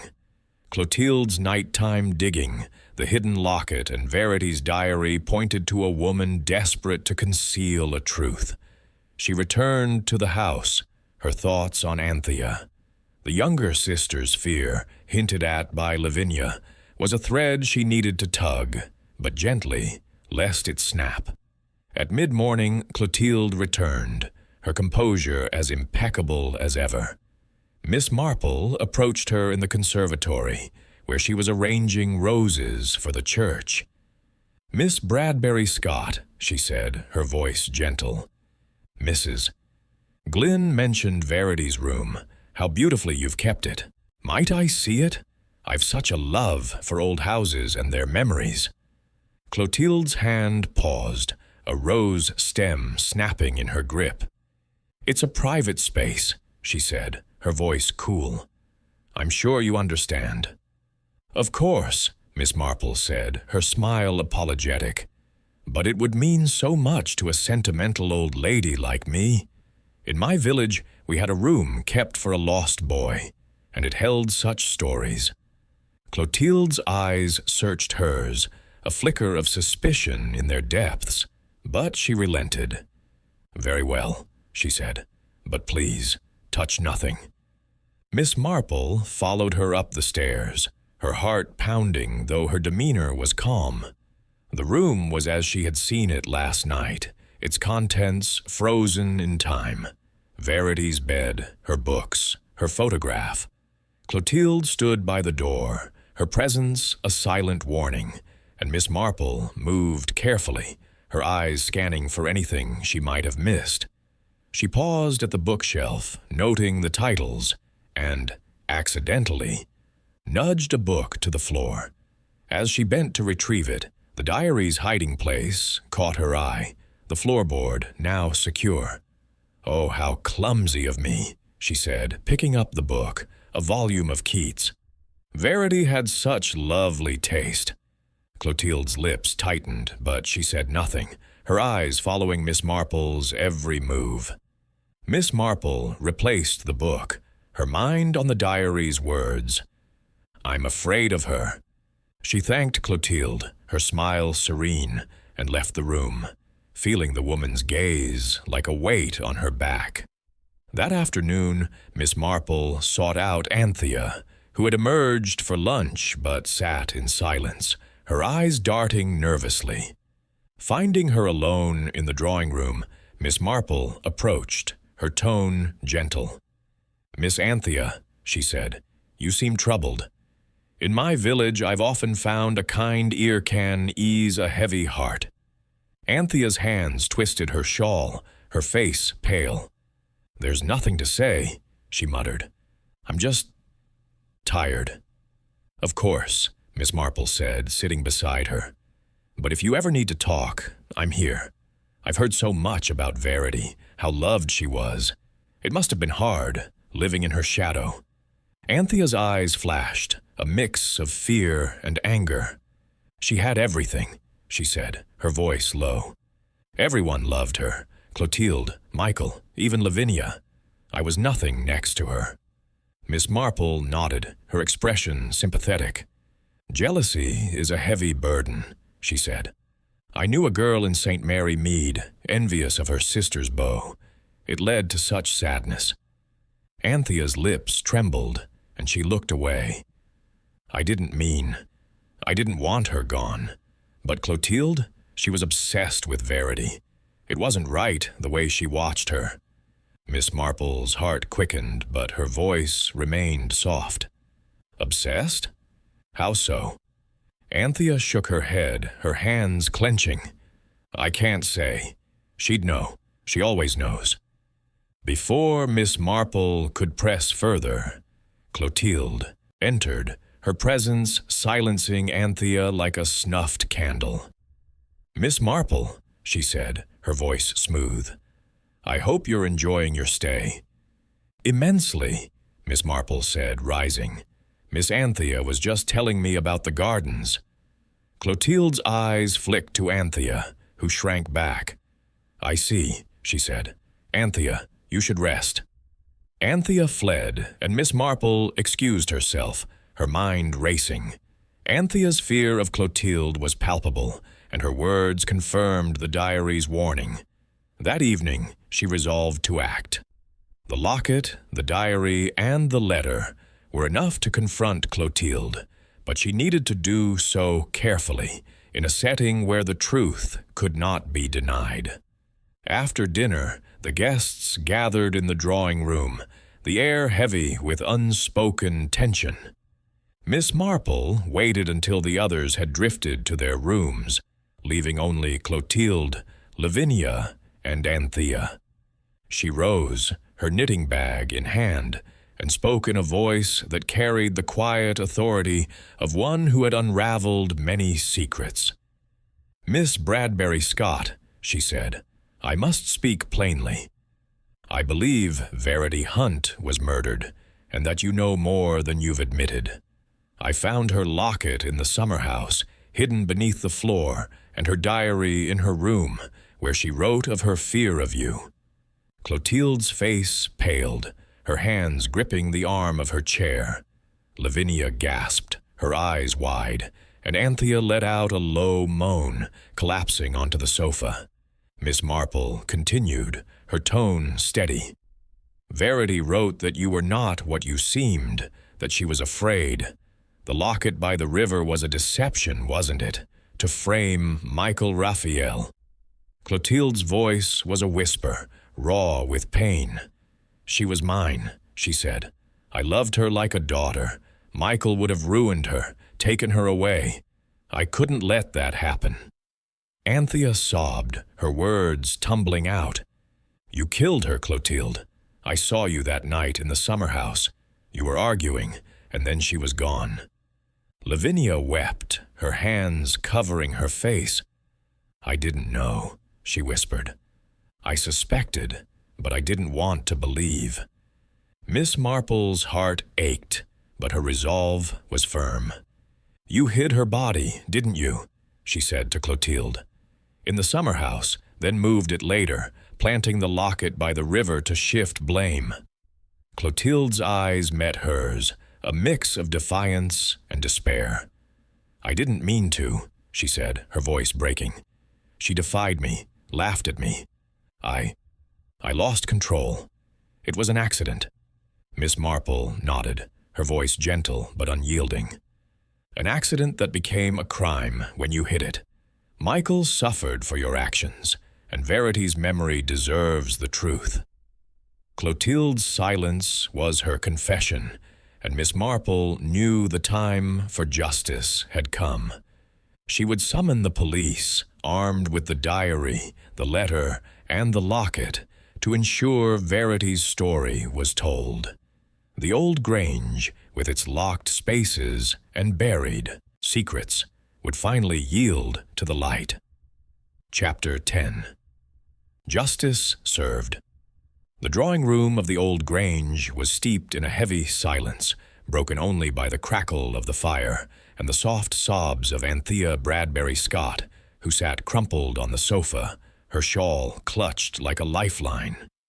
Clotilde Bradbury-Scott stood motionless by the mantel, her tall figure rigid, her face a mask of anguish and defiance.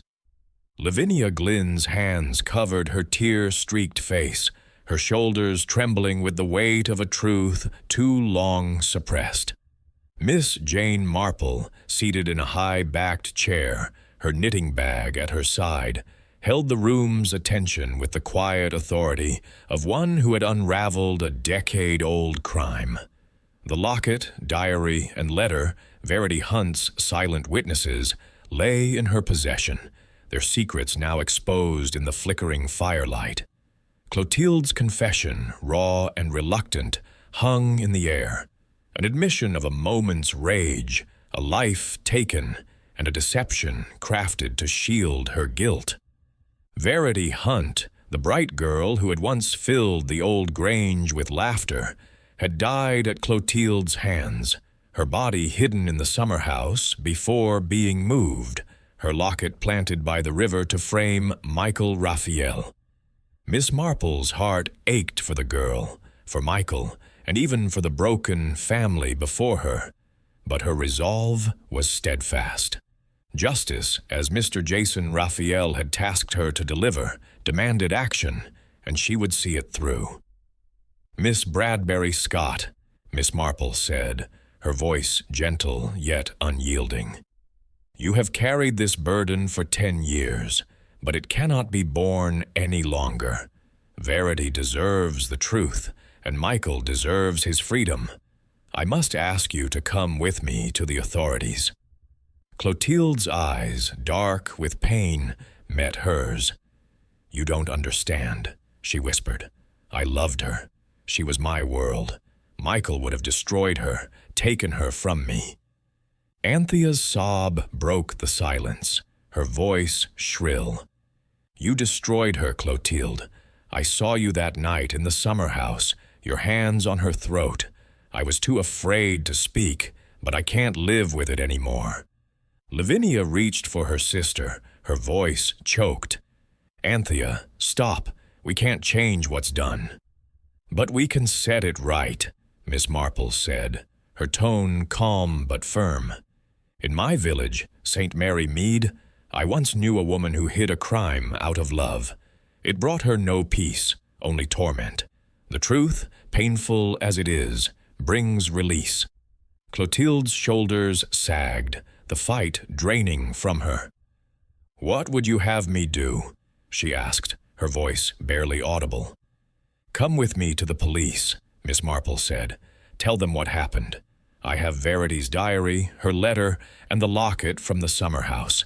They will confirm your story." Clotilde nodded, a single tear tracing her cheek. "Very well," she said. "I'm tired of running." Miss Marple rose, her movements deliberate, and gathered her knitting bag, the weight of the evidence within it a reminder of her duty. She glanced at Lavinia, whose eyes were red but resolute, and at Anthea, who seemed to shrink into herself, freed yet burdened by her confession. The other guests, unaware of the drama, were in their rooms or the village, leaving the sisters and Miss Marple alone in the house's shadowed heart. The journey to Jocelyn Street. Mary Police Station was arranged swiftly. Miss Marple telephoned the local constable, a steady man named Inspector Harrow, whom she had met briefly at the bazaar. He arrived within the hour, his face grave, as Miss Marple explained the situation, presenting the locket, diary, and letter. Clotilde, pale but composed, sat in the drawing room, her hands clasped tightly, while Lavinia and Anthea remained upstairs, too shaken to join them. Inspector Harrow, a man in his 40s with a weathered face and sharp eyes, listened intently as Miss Marple recounted her findings. "You've done remarkable work, Miss Marple," he said, examining the locket. "This matches the description of the one found by the river, but if it was in the summer house, it changes everything." Miss Marple nodded, her expression serene. "I believe Miss Bradbury-Scott will tell you the rest. It's a sad story, Inspector, but one that needs telling." Clotilde's confession to the police was brief but complete. She spoke in a low, steady voice, describing the night of Verity's death, a quarrel in the summer house, sparked by Verity's defiance and plans to elope with Michael. "She laughed at me," Clotilde said, her eyes distant. "Said I couldn't control her anymore. I was so angry. I didn't mean to hurt her. My hands were on her throat, and then she was gone." She had hidden Verity's body in the summer house, intending to move it later. The locket, a cherished gift, was placed beneath the floorboards, a secret she couldn't bear to part with. Days later, she moved the body to a wooded area beyond the village, where it remained undiscovered, and planted a second locket, Verity's spare, by the river to incriminate Michael. "I thought he'd ruin her," Clotilde said. "I thought I was saving her." Inspector Harrow's face was grim as he took notes. "And the body?" he asked. "Where is it now?" Clotilde's voice faltered. "In the woods, near the old quarry. I marked the spot with a stone." Miss Marple's heart ached, but she remained silent, letting the inspector do his work. Harrow dispatched officers to search the quarry, and Clotilde was taken into custody, her composure cracking as she was led away. Lavinia and Anthea, summoned to the station, gave statements, their voices trembling with grief and guilt. Anthea admitted to witnessing the crime, but staying silent out of fear, while Lavinia confessed her suspicions, long suppressed to preserve the family. The search of the quarry yielded results by evening. Skeletal remains, wrapped in a decayed shawl, were found beneath a flat stone, along with traces of Verity's clothing. The coroner confirmed the identity through dental records, closing the case that had haunted Jocelyn Street. Mary for a decade. Michael Rafiel was notified, and Miss Marple arranged to meet him the next day, knowing his exoneration would be her final task. She returned to the old grange, where the air was thick with sorrow. Lavinia met her in the hall, her face pale but resolute. "You've done what we couldn't," she said. "I should have spoken sooner, but I was afraid." Miss Marple patted her hand, her voice gentle. "Fear can silence us all, my dear, but the truth has a way of breaking free." Anthea, emerging from her room, looked fragile but relieved, as if a weight had lifted. "I hated her," she whispered, "but I didn't want this. Thank you, Miss Marple, for making it right." Miss Marple nodded, her heart heavy, but her resolve firm.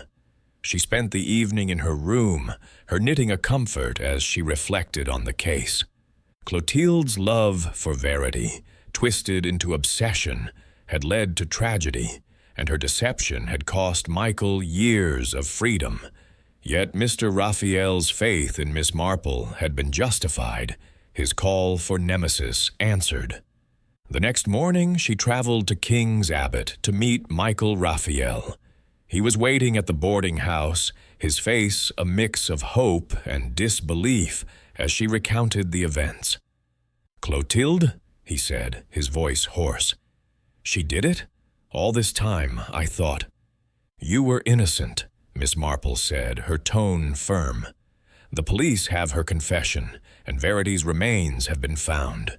Your name will be cleared." Michael's eyes filled, and he gripped her hand. "My father knew," he said. "He sent you, didn't he, to make this right?" Miss Marple smiled, a touch of sadness in her eyes.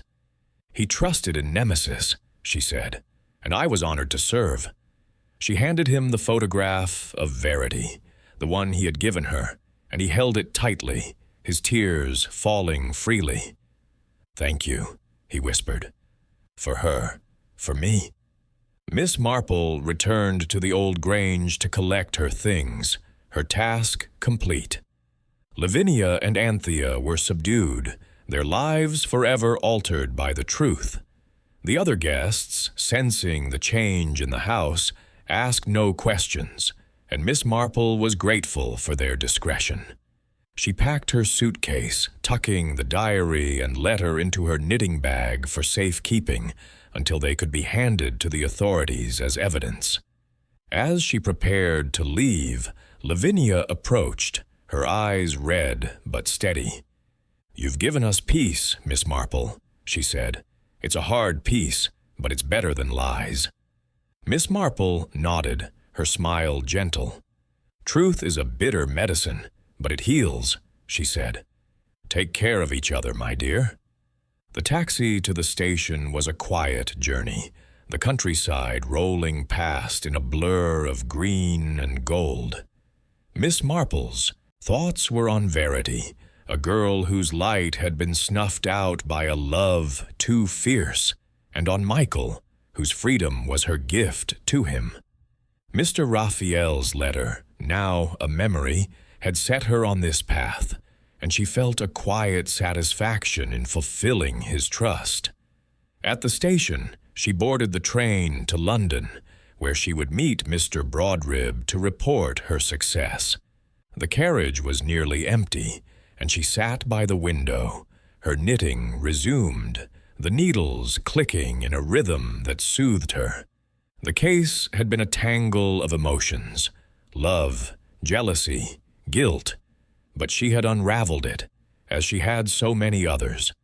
In St. Mary Mead, she had once solved a murder by noting a misplaced teacup, and here a locket and a diary had led her to justice. As the train rattled on, she thought of Clotilde, now facing the consequences of her actions, and of Lavinia and Anthea, who would rebuild their lives in the shadow of truth. The old Grange, with its locked rooms and buried secrets, would never be the same. But Miss Marple hoped it might find peace. She closed her eyes, the motion of the train lulling her, and pictured her own garden in St. Mary Mead, where her roses awaited her care.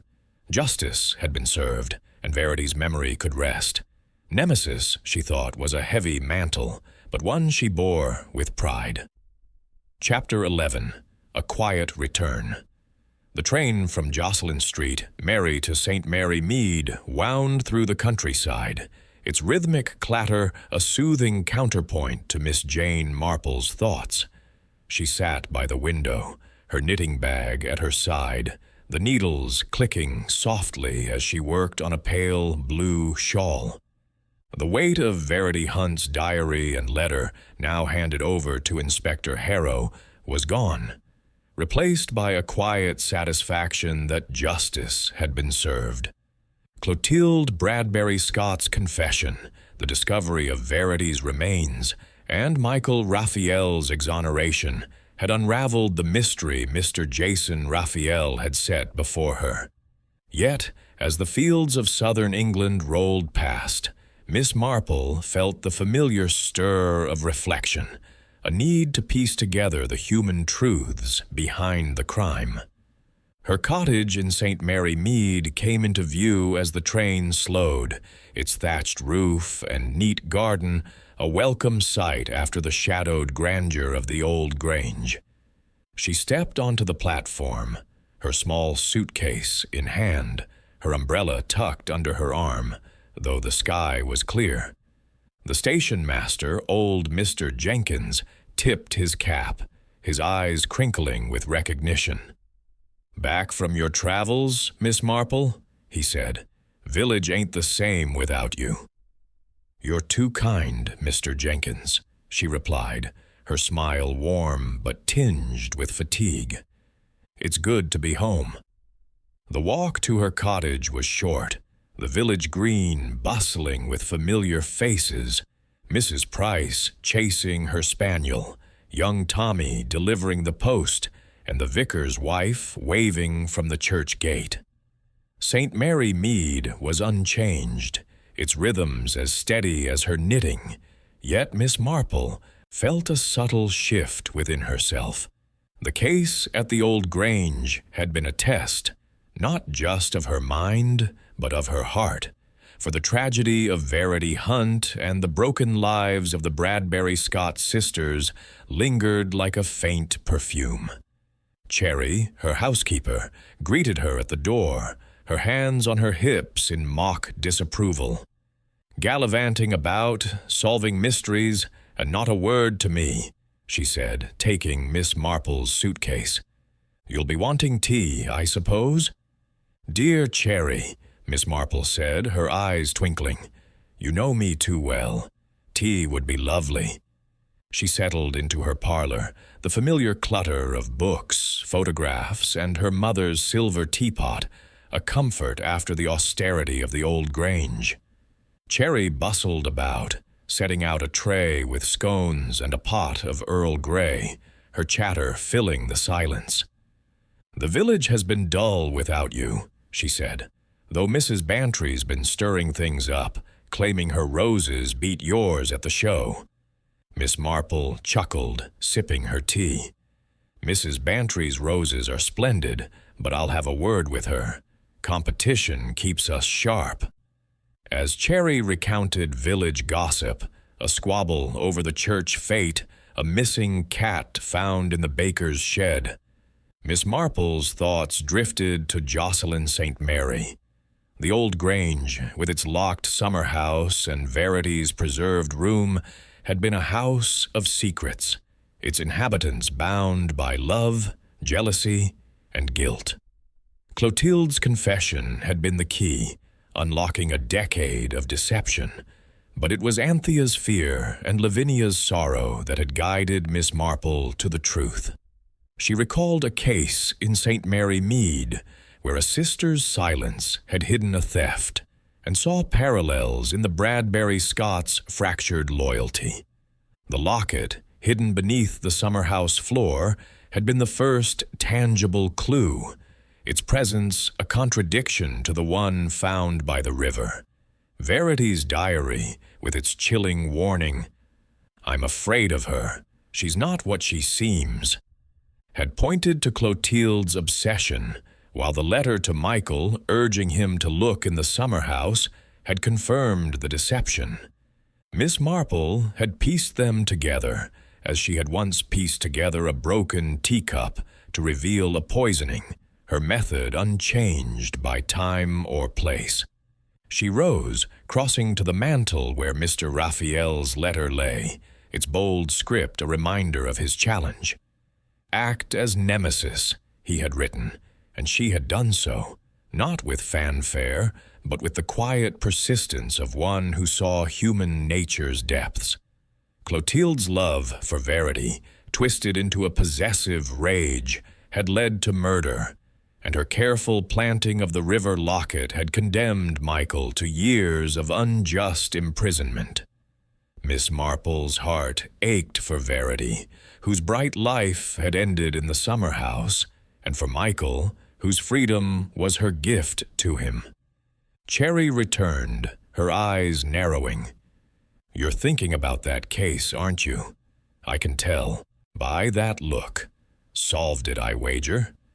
Miss Marple smiled, her fingers resuming their knitting.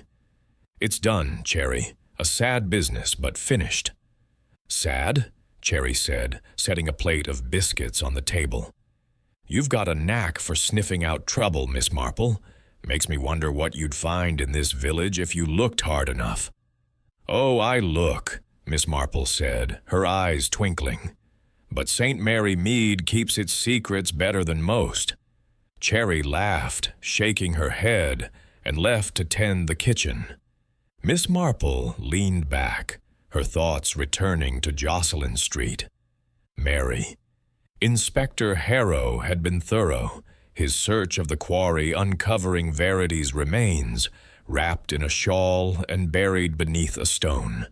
The coroner's report, delivered swiftly, confirmed her identity, and Clotilde's trial was set to begin soon. Miss Marple had no doubt of the outcome. The evidence, diary, letter, locket, and confession, was irrefutable. She wondered about Lavinia and Anthea, left to rebuild their lives in the shadow of Clotilde's crime.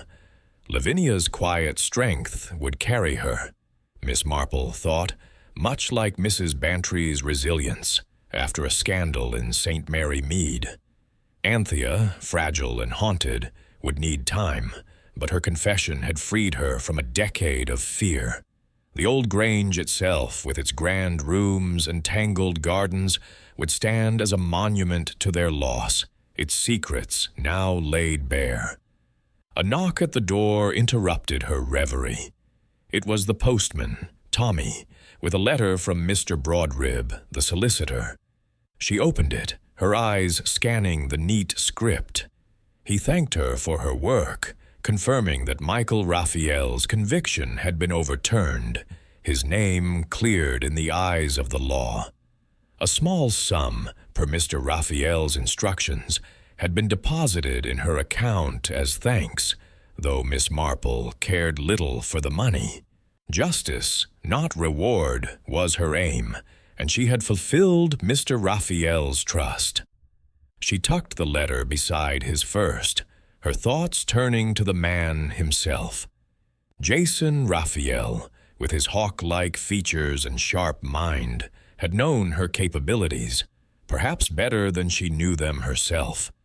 His choice of her as Nemesis was no whim. He had seen her knack for seeing through facades, a skill honed in the quiet lanes of St. Mary Mead. She wondered what other secrets he had taken to his grave, what other crimes he might have suspected.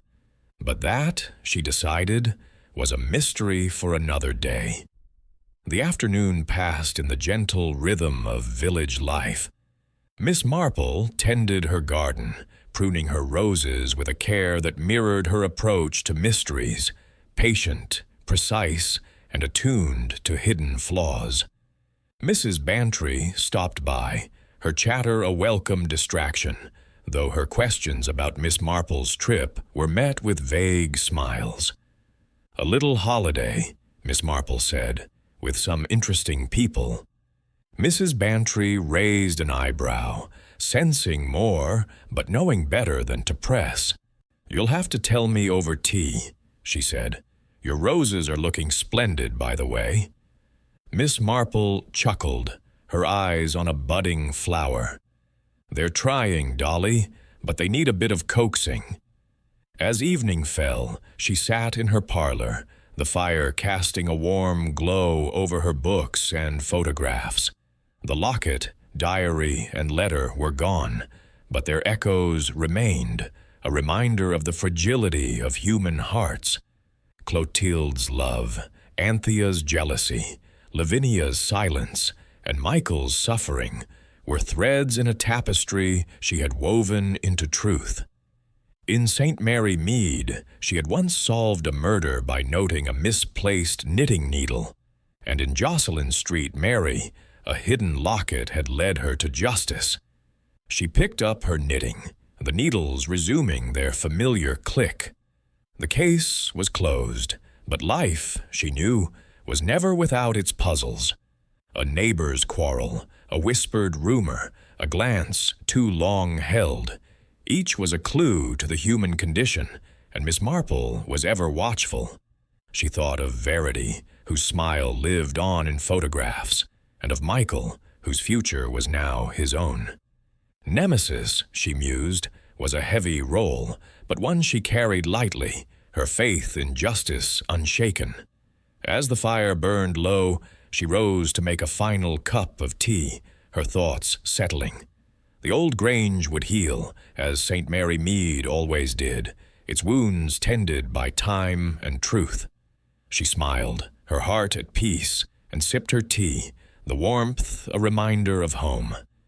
Tomorrow she would visit the vicar, perhaps join the knitting circle, and listen to the village's heartbeat. For now, she was content, her duty fulfilled, her roses waiting for spring. Chapter 12. The Gardens Bloom. The spring sun bathed St. Mary Mead in a gentle warmth, coaxing the first buds of Miss Jane Marple's roses into tentative bloom. She knelt in her garden, her hands deft in the soft earth, pruning shears, snipping with the precision of her knitting needles. The air was alive with the hum of bees and the distant chatter of village life. Mrs. Price calling to her wayward spaniel, the postman's bicycle rattling over the cobbles, and the faint peal of the church bell marking the hour. It was a morning of quiet renewal, yet Miss Marple's thoughts lingered on Jocelyn Street. Mary, where the shadows of the old grange had been dispelled by the light of truth. Weeks had passed since her return from that somber manor, where Clotilde Bradbury-Scott's confession had unraveled a decade-old crime. Verity Hunt's murder, concealed by a false locket and a buried body, had been laid bare, and Michael Rafiel's name cleared of the stain of wrongful conviction. The diary, the letter, and the locket found in the summer house had been her tools, wielded with the quiet persistence of one who saw human nature's frailties as clearly as she saw the aphids on her roses.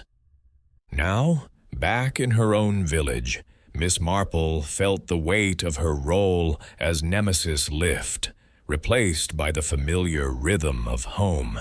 Her cottage was, as it always had been, a haven of faded chintz and polished silver, its shelves lined with books and photographs that told stories of their own. She rose from her gardening, brushing soil from her gloves, and paused to admire a rose just opening, its petals a delicate pink against the green. It reminded her of Verity, whose bright life had been cut short, and she felt a pang of sadness, tempered by the knowledge that justice had been served. In St. Mary Mead, she had once solved a mystery by noting a misplaced flower pot, and in Jocelyn Street, Mary, a hidden locket had led her to the truth. Inside, Cherry was bustling in the kitchen, the scent of fresh scones mingling with the kettle's whistle. "You're out there fussing with those roses again," she said, hands on her hips as Miss Marple entered. "You'll catch your death one of these days, mark my words." Miss Marple smiled, slipping off her gardening apron. "Nonsense, Cherry. A bit of fresh air keeps me spry. And I'll have one of those scones, if you please." Cherry snorted, setting a tray with tea and scones on the parlor table. "You've been quiet since you got back," she said, her eyes narrowing. "That trip of yours solved another mystery, didn't you?" Miss Marple's eyes twinkled as she poured tea from her mother's silver pot. "A small matter, Cherry, nothing to fuss about." "Small matter, my foot," Cherry said, shaking her head. "You've got that look, like when you caught old Mr. Grayson pilfering from the church fund." Miss Marple chuckled, sipping her tea. Cherry's bluntness was a comfort, a reminder of the village's unyielding honesty.